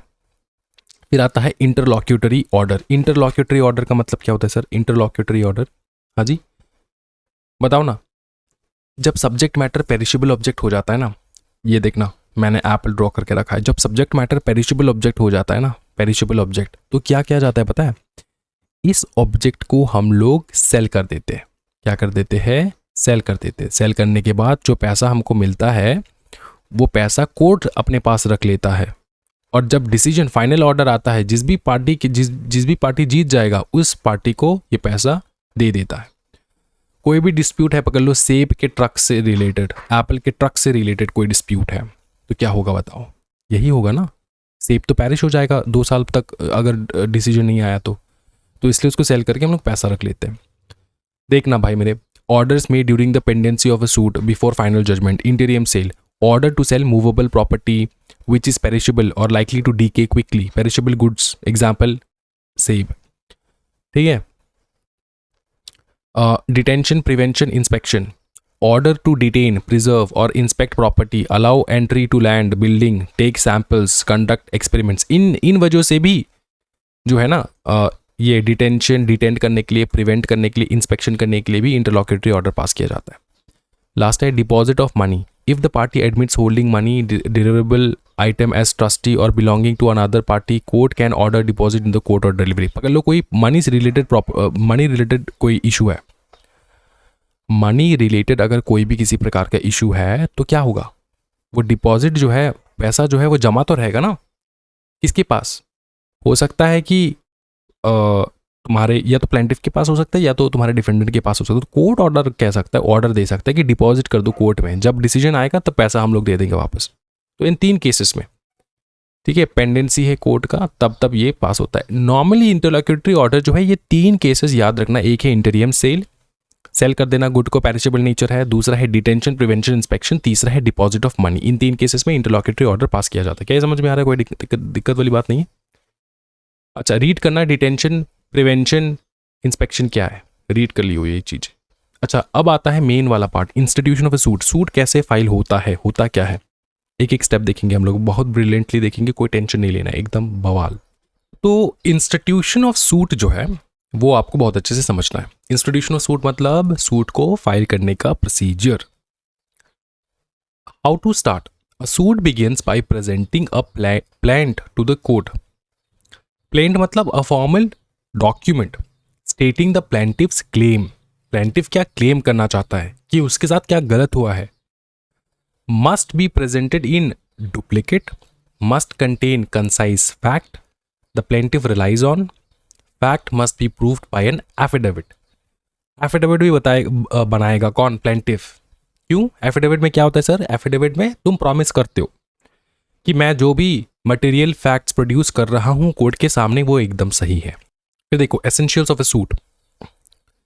सूट तो तुम फाइल करोगे, लेकिन अगर ऑपोजिंग पार्टी सही है तो सूट फाइल कैसे करोगे? इसलिए यहां पे लिखा है essentials of a suit. Plaintiff रहेगा, डिफेंडेंट रहेगा, कॉज ऑफ एक्शन होना चाहिए, रीजन होना चाहिए सूट फाइल करने का।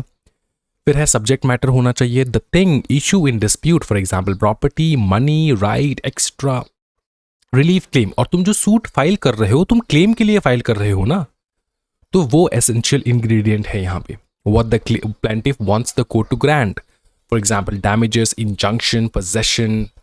ठीक है, समझे? ओके। वेन्यू तो वही होता है, वेन्यू जो हम लोगों ने रिकैप, ये हम लोगों ने पहले देखा है वेन्यू के बारे में, कहाँ पे होता है, based on the properties location हम लोग सूट फाइल करते हैं, या फिर डिफेंडेंट जो जहाँ पे रिसाइड करता है वहाँ पे हम लोग सूट फाइल करते हैं। उसके बाद अच्छा ये प्रिंटिंग एरर है, इसको कट कर देना है, ड्राफ्टिंग एरर। फिर है necessary party versus property, sorry necessary party versus proper party. Necessary party and proper party में बहुत डिफरेंस है। देखो, नेसेसरी का मतलब क्या होता है? इंपॉर्टेंट, जिसके बिना कोई भी जो है केस सॉल्व नहीं हो पाता। Someone whose presence is essential to pass an effective degree without whom the suit cannot be decided, वो है नेसेसरी पार्टी, जो इंपॉर्टेंट पार्टी है। ठीक है, पकड़ लो एक फैमिली में कोई कुछ गलत हुआ, फैमिली में जो कुछ भी गलत हुआ वो गलत हुआ किसी भी फैमिली में एक बच्चा था उसके साथ गलत हुआ फॉर एग्जाम्पल। ठीक है, वो क्या बन जाएगा? Necessary party. And proper party मतलब इस बच्चे का मम्मी, इस बच्चे का पापा, इस बच्चे का नाना नानी। Someone whose presence is not essential but desirable for a complete and final decision on all related question. Good to have, mummy पापा है तो बहुत अच्छी बात है, गुड टू हैव। समझ में आ रहा है? ये दो डिफरेंस है। फिर है joinder, miss joinder, non joinder of parties. Simple बात है। जॉइंडर मतलब ब्रिंगिंग मल्टीपल पार्टीज टुगेदर। जैसे मैंने यहाँ पे तुमको बताया नहीं था वो दुकान वाला केस, यहाँ पे जो हम लोगों ने सूट फाइल किया था ना, वो एज अ जॉइंडर पार्टी, सब लोग एक मिलके सूट फाइल किए थे। पार्टी ए, हम, बी, सी, डी, ये सब मिलके हम लोगों ने कलेक्टिवली सूट फाइल किया था। क्या ये समझ में आ रहा है? कोई दिक्कत वाली बात तो नहीं है भाई मेरे। ठीक है, नॉन जॉइंटर मतलब क्या? वो भी इंक्लूडेड है जो होना नहीं चाहिए, जिसका पार्टी ए, पार्टी बी, पार्टी बी दोनों का जो है केस अलग अलग बनता है, लेकिन दोनों ने मिल के जो है केस फाइल किया है, तो इसको कहा जाता है non joinder of parties. Failing to include a necessary और प्रॉपर पार्टी, ना तो नेसेसरी पार्टी है ए, ना तो प्रॉपर पार्टी है ए, तो ये दोनों मिलके एक केस में क्यों आ रहे हैं? Suit is not defeated merely by non joinder और misjoinder of parties. Court can proceed with parties present, but non joinder of a necessary party is fatal to the suit. इसका मतलब ये है कि जो पार्टी नेसेसरी नहीं है वो भी केस में जुड़ चुके हैं। ठीक है, तो ये नेसेसरी नहीं है, ये केस को हम लोग कैंसिल नहीं करेंगे, वो कोर्ट जो है प्रोसीजर बताएगा कि कैसे होना चाहिए वो चीज़। ठीक है, ये है नॉन जॉइंडर, जो होना नहीं चाहिए। मिस जॉइंडर जो है ये एक्चुअली डिफाइन करता है इस चीज़ को कि तुम्हारा ए का केस अलग है, बी का केस अलग है, लेकिन दोनों मिलके एक सूट फाइल कर रहे हैं। ठीक है, ये हो जाता है मिस जॉइंडर। नॉन जॉइंडर जो होता है ए एंड बी, पकड़ लो ए ने केस फाइल किया, ठीक है, बी इसमें कोई इसका बी का कोई हाथ पैर नहीं है, लेकिन फिर भी वो केस में इन्वॉल्व है ए के साथ, वो हो जाता है non jointer. And miss jointer improperly joining parties who shouldn't be there or cause an action suit not defeated, court can strike out parties। ठीक है, miss jointer and non jointer के बीच में एक कंफ्यूजन हो सकता है, याद रखना। मिस जॉइंटर ऑफ पार्टीज कब होता है? जब दोनों का मोटो अलग है, दोनों का ऑब्जेक्टिव अलग है, दोनों का ऑब्जेक्टिव अलग है, दोनों क्या चाहता है वो अलग है, दोनों का सब्जेक्ट मैटर अलग है, और दोनों एक केस में है, तो ये हो नहीं सकता। यह है misjoinder of parties. Objections about non-joinder, misjoinder must be taken at the earliest opportunity, otherwise considered waived off। मतलब ये तो कोर्ट डिसाइड करेगा, कोर्ट के ऊपर है। जब भी नॉन जॉइंडर और मिस जॉइंडर पार्टीज आ जाएगा ना, प्लेंटिफ बताएगा ये तो मिस जॉइंडर है, नॉन जॉइंडर है, तो कोर्ट को अर्लीस्ट एज अर्ली पॉसिबल वो अपॉर्चुनिटी देख के उसको हटाएगा। अगर नहीं हटाया, अगर स्ट्राइक ऑफ नहीं किया, तो सोचेंगे कि कोर्ट ने वेव ऑफ कर दिया, बोला कि चलो कोई बात नहीं, देखते। Miss joinder of cause of action, same चीज है। Joining different cases of action in one suit where plaintiff defendant are not jointly interested in all of them, objection must be taken early। Same चीज़ है, जिसका cause of action अलग है, misjoinder of cause of action, इसका cause of action अलग है, इसका cause of action है, दोनों तीनों आके एक केस में अटके हुए हैं। ठीक है, फिर है important stages in proceeding of a suit. Important stages देखो, ये तो देखो यहां से सूट स्टार्ट होता है, प्रेजेंटिंग ऑफ प्लेंट, ठीक है, फिर आता है सर्विंग ऑफ समन। एक बार स्टार्ट हो गया फिर तो आप पार्टीज को बुलाओगे ना, तो कोर्ट क्या करेगा, इशू करेगा समन, ठीक है, to the defendant to appear and answer the claim. Defendant must file with in written statement with in 30 days, extendable है 120 डेज, ठीक है, with cost specially commercial suit वगैरह में, लेकिन 30 डेज के अंदर तो उसको आंसर करना होगा। फिर filing of written statement, defendant reply to the plaintiff stating their defence, set off और काउंटर क्लेम, अगर सेट ऑफ है काउंटर क्लेम है तो वो करेगा। फिर आता है अपीयरेंस ऑफ पार्टी, जो कोर्ट में आता है। फिर parties appear on the fix date, consequences for non appearance हो सकता है। Dismissal if plaintiff is absent and ex parte if defendant absent.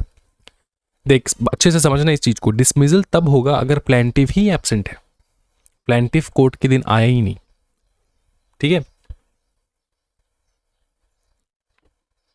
अच्छा, x parte if defendant is absent, x party इसका मतलब एक्स पार्टी का मतलब ये होता है कि कोर्ट ना डिसीजन सुना देगा, अगर डिफेंडेंट नहीं है तब भी सुना देगा, डिफेंडेंट अपने आप को डिफेंड करने के लिए आया नहीं।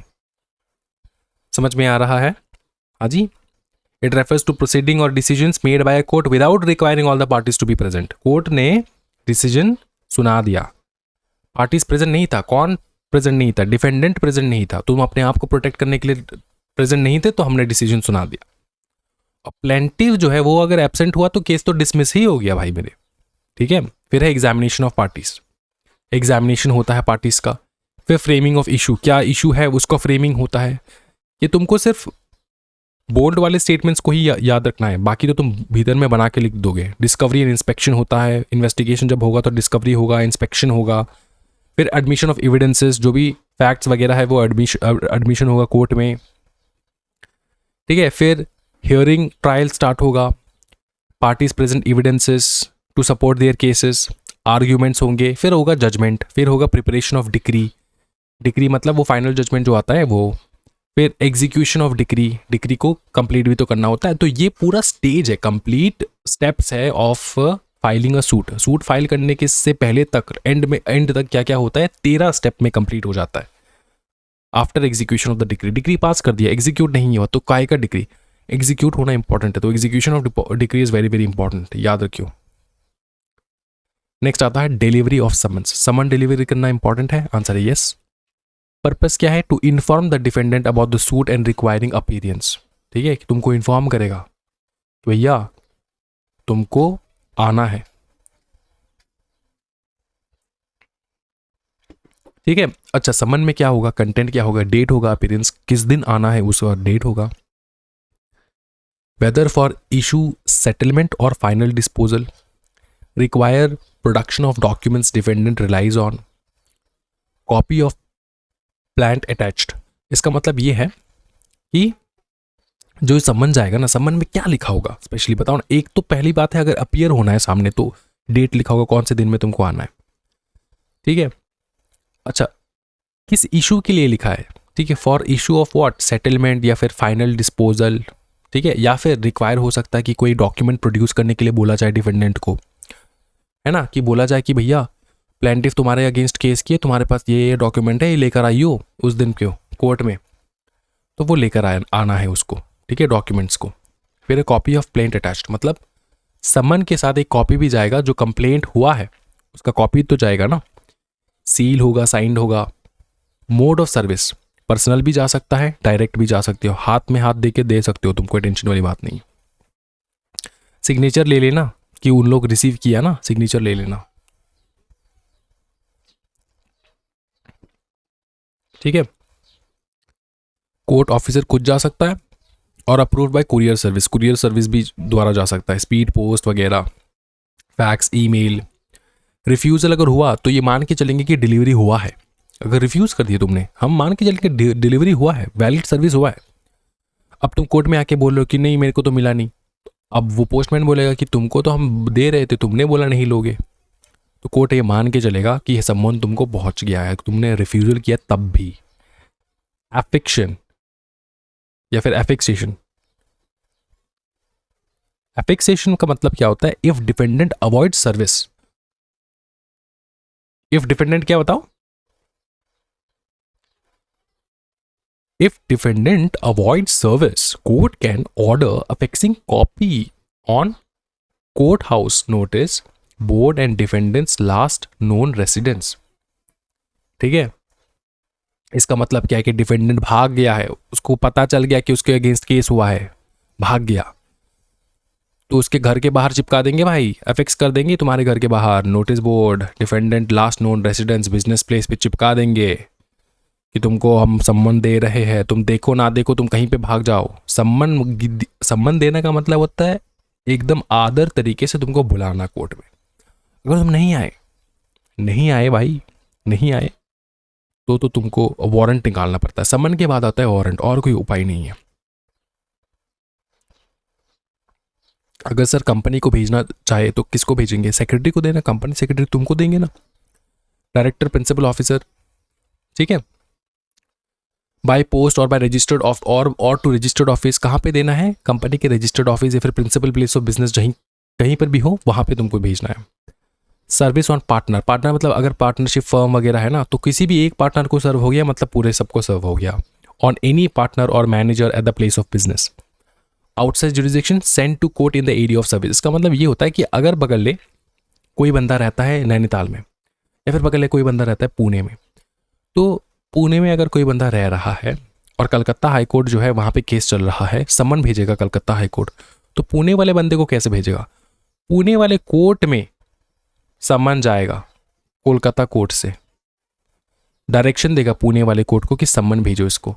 Outside jurisdiction send to court in that area for service, उस कोर्ट को भेजेगा, उस एरिया में जो भी कोर्ट है उनको भेजेगा, ये वाला कोर्ट बोलेगा कि उनको बुलाओ, ठीक है। 30 दिन का टाइम होता है वैसे तुमको रिप्लाई करने के लिए, 30 दिन का टाइम होता है। नॉर्मली एक्सटेंड हो सकता है 90 days and 120 days. In commercial suit वो एक्सटेंड होता है।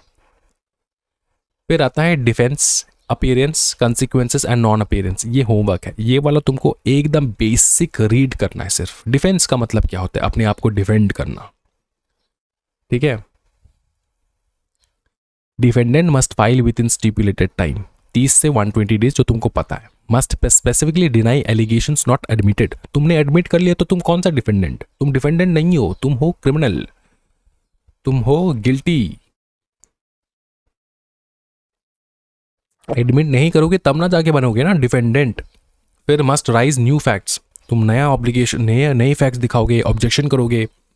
सेट ऑफ है तो सेट ऑफ दिखाओगे, काउंटर क्लेम है तो काउंटर क्लेम करोगे। Must produce supporting documents with the written statement. तो तुम भी जो भी तुम रिटन स्टेटमेंट लिख रहे हो कि तुम्हारा ये है वो है, तुमने कुछ नहीं किया, उसको सपोर्ट करने के लिए तुम डॉक्यूमेंट्स प्रोड्यूस करना होगा। अपीयरेंस हो सकता है, हाँ हो सकता है। Parties must appear on hearing dates, जिस भी दिन हियरिंग डेट्स होगा उस दिन तुम्हारा अपीयरेंस होगा ही होगा। कॉन्सिक्वेंसेस क्या है नॉन अपीयरेंस के? कॉन्सिक्वेंसेस क्या है? Both parties absent, suit may be dismissed. Plaintiff absent, defendant present, suit dismissed. Plaintiff absent ही है, जिसने केस फाइल किया वही अगर एब्सेंट हो गए तो डिसमिस हो जाएगा। अगर डिफेंडेंट एब्सेंट है ना तो एक्स पार्टे डिसीजन सुनाया जाता है। एक्स पार्टे मतलब हियरिंग प्लांटिव्स अलोन, प्लांटिव का ही बात सुन के डिसीजन सुना दिया जाएगा। तुम जो पार्टी हो डिफेंडेंट, तुम आए नहीं, तुम्हारा बात कोई नहीं सुनेगा, आ गया डिसीजन, चला गया, खत्म, ठीक है। अगर सम्मन प्रॉपरली सर्व हुआ है तुमको तो एक्स पार्टी डिसीजन सुना देगा जज। एक्स पार्टी डिसीजन मतलब तुम नहीं हो, डिफेंडेंट नहीं है, तब भी डिसीजन सुना देगा तुम्हारे एब्सेंस में। अगर सम्मन प्रॉपरली तुमको पहुंचा नहीं है तो फ्रेश सम्मन भेजा जाता है। फ्रेश सम्मन, अगले कोर्ट को पता ही नहीं था तुम यहाँ पे रहते नहीं हो पिछले 10 साल से, तुम रहते ही नहीं हो यहाँ पे 10 साल से, तो कोर्ट ने तुम्हारे दरवाजे के बाहर लगा दिया, तो ये तो नॉन सर्विस हो गया ना, नॉट सर्व प्रॉपरली, ठीक है ना। अच्छा, क्या सर एक्स पार्टी डिग्री को सेट असाइड कर सकते हैं? आंसर है यस। मतलब डिफेंडेंट के एब्सेंस में जो डिसीजन आया क्या उसको हम लोग सेट असाइड कर सकते हैं? आंसर है yes. Number 1, defendant against whom ex parte degree passed can apply to set it aside. Apply कौन से ग्राउंड्स में करोगे? सम्मन नॉट ड्यूली सर्व्ड, मैं यहाँ पे रहता ही नहीं था सर, पिछले 10 साल से मैं कहीं और पे रह रहा हूँ। या फिर सफिशिएंट कॉज है तुम्हारे सामने। सफिशिएंट कॉज का मतलब ये होता है कि तुम रास्ते से चल रहे थे, भेलपुरी खा रहे थे और तुम कोर्ट तक पहुंच रहे थे, वहीं पे तुम्हारा एक्सीडेंट हो गया फॉर एग्जाम्पल। फिर है कोर्ट में सेट असाइड ऑन टर्म्स, मतलब खुद के मर्जी से भी कोर्ट सेट असाइड कर सकता है। ठीक है, ये याद रखियो बस। फिर आता है discovery, interrogation, admission, issue, hearing, affidavit, judgment, decree, execution. ये रीड वाला पोर्शन है। डिस्कवरी होना, डिस्कवरी क्या करना, डिस्कवरी मतलब नए फैक्ट्स को निकालना, डॉक्यूमेंट्स का नया आना। कैसे निकलता है सर? बाय इंटरोगेशन, इंटरोगेशन करना तुमको। By documents, requesting opponent to disclose, कुछ डॉक्यूमेंट्स दे दो जो तुम्हारे पोजीशन में है, वो रिक्वेस्टिंग करना, रिक्वेस्ट करने से भी निकलता है। या फिर तुम क्वेश्चंस पूछ के भी उससे निकाल सकते हो। अब तो तुमको पता है इंटरोगेशन होता है कैसे, 3rd degree, 2nd degree, 1st degree interrogation होता ही है। फिर एडमिशन मतलब कोर्ट तक पहुंचना, जमा करना। Formal acceptance of fact documents by a party can be pleading answers और नोटिस, सेव टाइम, कॉस्ट और ऑफ प्रूविंग। मतलब एडमिशन मतलब एक्सेप्ट कर लेना कि हाँ ये जो डॉक्यूमेंट्स है ये करेक्ट है, ठीक है, एक्सेप्ट करना। तो इसको प्रूव करने का कोई दरकार नहीं होता ना कोर्ट में, तो एक्सेप्ट कर देना, कोर्ट में जमा कर देना कि हाँ चलो ठीक है ये एक्सेप्ट करते हैं। इशू क्या होता है? पॉइंट ऑफ कॉन्फ्लिक्ट, किस मैटर से कॉन्फ्लिक्ट हो रहा है वो है इशू। हियरिंग होता है। एफिडेविट तो तुमको पता ही है ना। एफिडेविट सिंपल वर्ड में तुमको समझाऊं, एफिडेविट ये होता है कि तुमने जो भी डॉक्यूमेंट्स वगैरह तुमने प्रोड्यूस किया है वो सच है, ठीक है, ये तुम मान के चलते हो। Use to prove facts sometimes as evidences at trial, must contain facts within deponent's knowledge. ठीक है, ऑथराइज्ड पर्सन जी, रिटन ओथ, देखो statement on oath before authorised person, ठीक है ना। ऑथराइज्ड पर्सन से तुम कोर्ट से तुम निकाल सकते हो एफिडेविट कि हाँ मैं ये कसम खा के चलता हूँ कि ये सारे डॉक्यूमेंट्स करेक्ट है। फिर जजमेंट तो तुमको पता ही है, डिक्री तुमको पता ही है। फिर एग्जीक्यूशन करना। अब आते हैं हम लोग अपील पे। अपील हो सकते हैं, हाँ, टाइप्स ऑफ अपील, कितने प्रकार के अपील्स होते हैं? First appeal, second appeal. First appeal from original decree हो सकता है, हाँ हो सकता है। सेकंड अपील हो सकता है, हाँ हो सकता है। सेकंड अपील कहाँ पे होता है? Lies only to high court, ठीक है। From an appellate decree, appellate decree मतलब जो डिक्री पास किया गया है उसके अगेंस्ट जो अपील हुआ है, डिक्री पास किया गया है, ठीक है, decree passed in first appeal, पहला अपील होगा, हुआ, फिर आएगा सेकंड अपील। सेकंड अपील में कहां पे होगा? हाई कोर्ट में, ठीक है। अपीलेट डिक्री का मतलब क्या होता है? जो डिक्री पास किया गया उसके अगेंस्ट अपील करना। कंडीशन यह है सब्सटेंशियल क्वेश्चन ऑफ लॉ होना चाहिए, substantial question of law. Appeal तुम इसलिए नहीं करते क्योंकि मिस राइटिंग हुआ है या फिर मिस टाइपिंग हुआ है। क्वेश्चन ऑफ लॉ है मतलब जो तुम क्वेश्चन कर सकते हो, किस चीज का क्वेश्चन आ रहा है सर? जो ये डिग्री पास किया गया है वो सही नहीं है, इस चीज का question. Appellate must state the substantial question in memo. High court formulates it if satisfied.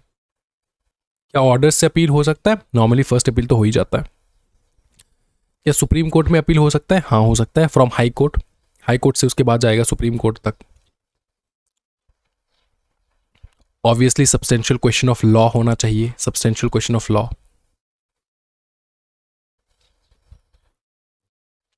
अच्छा, अपील में क्या एडिशनल एविडेंसेस अलाउड है? Generally not allowed, generally not allowed, ठीक है, जनरली अलाउड नहीं है क्योंकि तुमने अभी एविडेंस क्यों प्रोड्यूस कर रहे हो, पहले क्यों नहीं किए? अच्छा, जनरली नॉट अलाउड का मतलब क्या होता है? देख भाई, सब कुछ जो है ना वो जज के हाथ में होता है, नॉर्मली अलाउड नहीं होता है, लेकिन जज अगर कहे कि हाँ दिखाओ तो दिखा सकते हैं हम लोग, कोई टेंशन वाली बात नहीं है। अच्छा, फिर है reference, review and revision. Reference, review and revision. Reference क्या होता है? रेफरेंस का मतलब होता है जो लोअर कोर्ट होता है ना, जो डिसीजन सुनाना चाहता है वो हाई कोर्ट को रेफर कर देता है। कोई भी जजमेंट पास करने से पहले हाई कोर्ट को रेफर कर देता है। क्यों हाई कोर्ट को रेफर करता है? क्योंकि कोई रीजनेबल डाउट है, reasonable doubt about the law, used when lower court has reasonable doubt about the law. तो लोअर कोर्ट ऊपर कोर्ट को रेफर करना, ये होता है क्या बताओ? रेफरेंस। रिव्यू मतलब बताओ ना, रिव्यू का मतलब जो कोर्ट, जिस कोर्ट ने तुम्हारा डिसीजन सुनाया ना, उस सेम कोर्ट में रिव्यू करने के लिए तुमने दिया। रिव्यू करने का मतलब क्या होता है कि तुमने जो ऑर्डर पास किया या फिर डिक्री पास की उसको और एक बार देख लो। क्यों देखना है सर? ग्राउंड्स क्या है? कोई नया एविडेंस आया है, discovery of new important evidences, कोई एरर हुआ है, या फिर कोई सफिशिएंट रीजन है तुम्हारे पास, तो रिव्यू भी हो सकता है। और रिव्यू सेम कोर्ट में होता है, याद रखना, ऊपर कोर्ट नहीं जाएंगे हम लोग। रिवीजन जो होता है ना, वो होता है हाई कोर्ट का पावर लोअर कोर्ट के डिसीजंस को सुनने के लिए। ठीक है, जहां पे अपील वगैरह तुमने कुछ नहीं किया, हाई कोर्ट ऊपर से बैठ के देख रहा है तुम क्या कर रहे हो। ये बहुत एक्सट्रीम डेंजरस केस चल रहा था नीचे, हाई कोर्ट ऊपर से देख रहा है। हाई कोर्ट को लगा कि नहीं, इसके ऊपर रिवीजन होना चाहिए, तो हाई कोर्ट करेगा revision.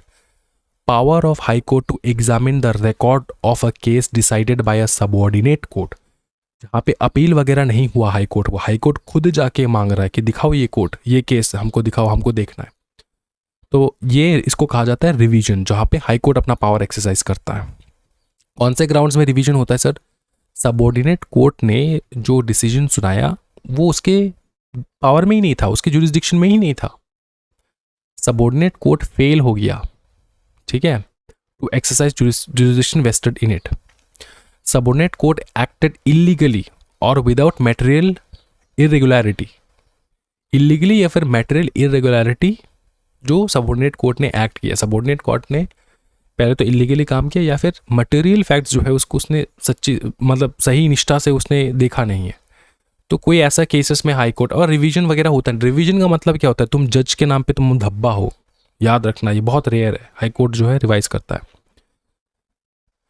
Suit against corporation read करना है, बार बार यहाँ पे आ रहा है। अच्छा, यहाँ पे आता है सूट बाई और अगेंस्ट माइनर। इसका मतलब होता है जो 18 साल अभी तक हुए नहीं हैं, ठीक है, तो पर्सन अंडर 18, लूनेटिक या फिर अनसाउंड माइंड। लूनेटिक मतलब पागल, अनसाउंड मतलब पागल वही। Person incapable of protecting their interest due to mental infirmity. ये पहला और ये दूसरा, ये पहला है माइनर, दूसरा है लूनेटिक। अगर आप लोग ये हो तो तुम सूट जो है ना, सूट कैसे फाइल होगा? कोई अडल्ट होना होगा माइनर के सामने या फिर लूनेटिक अनसाउंड माइंड के सामने के ना, जो जिसको हम लोग कहते हैं नेक्स्ट फ्रेंड, वो सूट फाइल करेगा उसके अगेंस्ट। समझ में नहीं आ रहा है? पकड़ ली, ये तेरा बच्चा अब सिर्फ 14 साल का हुआ है, तो ये कैसे केस फाइल करेगा? नहीं कर सकता। तुम केस फाइल करोगे उसके बिहाफ पे। तुमको बोला जाएगा मम्मी पापा नहीं, तुमको बोला जाएगा नेक्स्ट फ्रेंड। इसको हम लोग कहते हैं नेक्स्ट फ्रेंड। तुमको मम्मी पापा नहीं बुलाएंगे, हम लोग क्या बुलाएंगे? नेक्स्ट फ्रेंड, ठीक है। Court must appoint a guardian, ठीक है, ad litem to defend the minor. Suit against minor, अगर माइनर के अगेंस्ट में कोई सूट फाइल किया गया तो उसका गार्जियन डिक्लेयर करेगा कोर्ट की हाँ गार्जियन है कि नहीं। गार्जियन की ड्यूटी क्या है? To protect minor's interest. Decree against minor without guardian void, not just voidable. मतलब अगर किसी माइनर के अगेंस्ट तुम केस करो, 14 साल का बच्ची है, उसके अगेंस्ट तुम केस करो, उसका कोई ना गार्जियन है ना पेरेंट्स है, कोई नहीं है, तो वो वॉइड है, वो केस होएगा ही नहीं। माइनर जब मेजॉरिटी अटेन कर लेता है, can elect to proceed with और abandon the suit if proceedings next friend discharge. इसका मतलब ये होता है, पकड़ तुम बहुत छोटे थे, तुम 14 साल के थे, ठीक है, तुम्हारे पापा ने तुम्हारे साथ कुछ गलत काम हुआ, पापा ने केस फाइल कर दिया। तुम जब 18 साल के हुए, तुमको पता चला कि तुम तो 18 साल के हो चुके हो और ये केस बहुत टाइम लग रहा है, तुम अपने मर्जी के हिसाब से तुम इस केस को विड्रॉ कर सकते हो, अबंडन कर सकते हो, ठीक है। कैन इलेक्ट टू प्रोसीड, या तो तुम प्रोसीड कर सकते हो या फिर तुम अबंडन कर सकते हो। कोर्ट तुमको पूछेगा तुम प्रोसीड करना चाहते हो या फिर अबंडन करना चाहते हो, तुम्हारा मर्जी, ठीक है। लास्ट आता है समरी प्रोसीजर। समरी प्रोसीजर का मतलब होता है स्पीडी डिस्पोजल होता है केसेस का। जो मॉनेटरी क्लेम्स वगैरह करते हैं ना, अच्छा, स्पीडी डिस्पोजल कब होता है? जब बिल ऑफ एक्सचेंजेस तुम्हारे पास बहुत पुख्ता सबूत होता है ना, तब ये स्पीडी डिस्पोजल होता है, तब समरी प्रोसीजर होता है। बिल ऑफ एक्सचेंज है तुम्हारे पास, हुंडी है, प्रॉमिसरी नोट है, रिटर्न कॉन्ट्रैक्ट है, इनेक्टमेंट है, गारंटी है, ये सारा है तुम्हारे पास, तो फटाफट उसका सॉल्व हो जाता है क्योंकि तुम्हारे पास पुख्ता सबूत होता है, ठीक है। तो समरी प्रोसीजर याद रखियो। अच्छा, फिर आता है हमारा, ऑलमोस्ट खत्म है,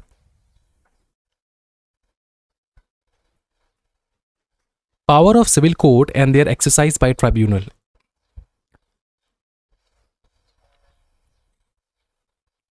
देखो ट्रिब्यूनल्स के पास ना, जैसे NCLT, ITAT, सेबी, इनके पास ना पावर होता है, सिविल कोड जैसा पावर होता है।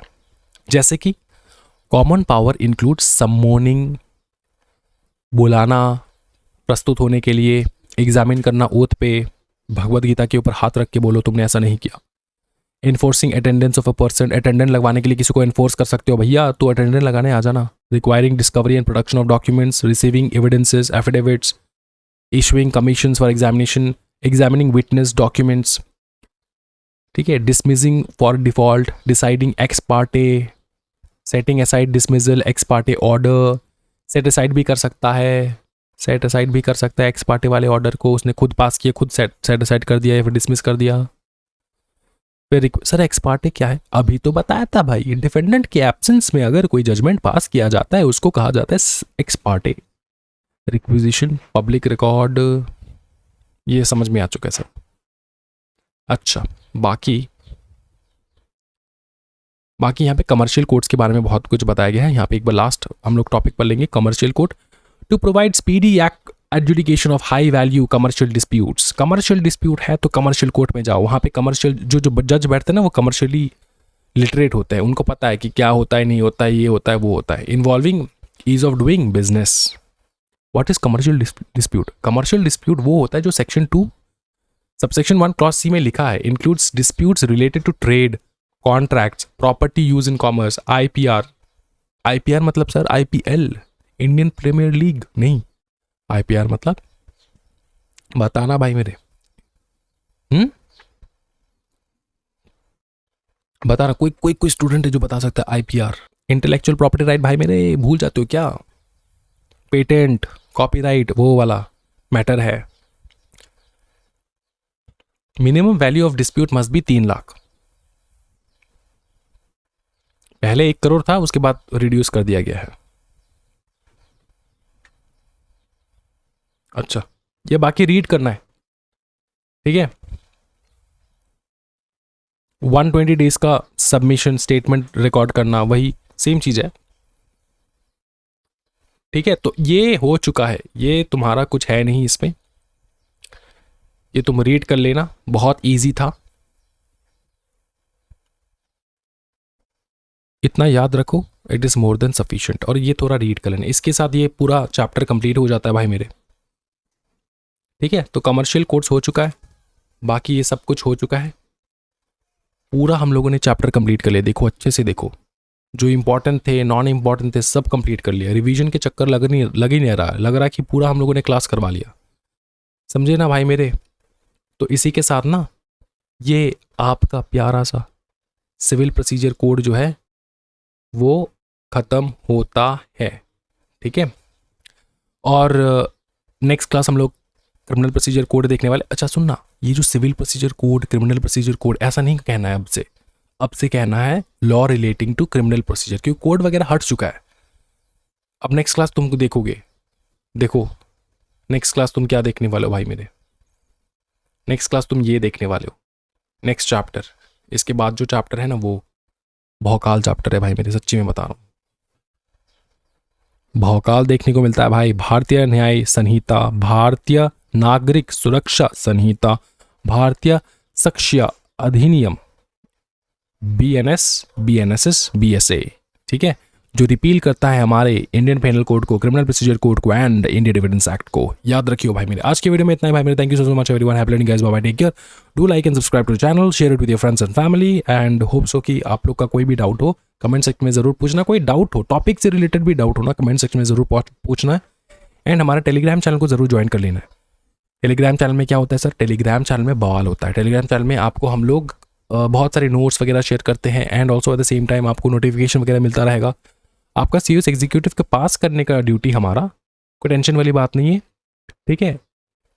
ये हम लोग कंप्लीट कर चुके हैं, ठीक है। और एक चीज़, ये रिवीजन था, तो तुम लोग बच्चे ना जो अपना अपना मटेरियल लेके बैठे हो ना, उसी से कर लेना है।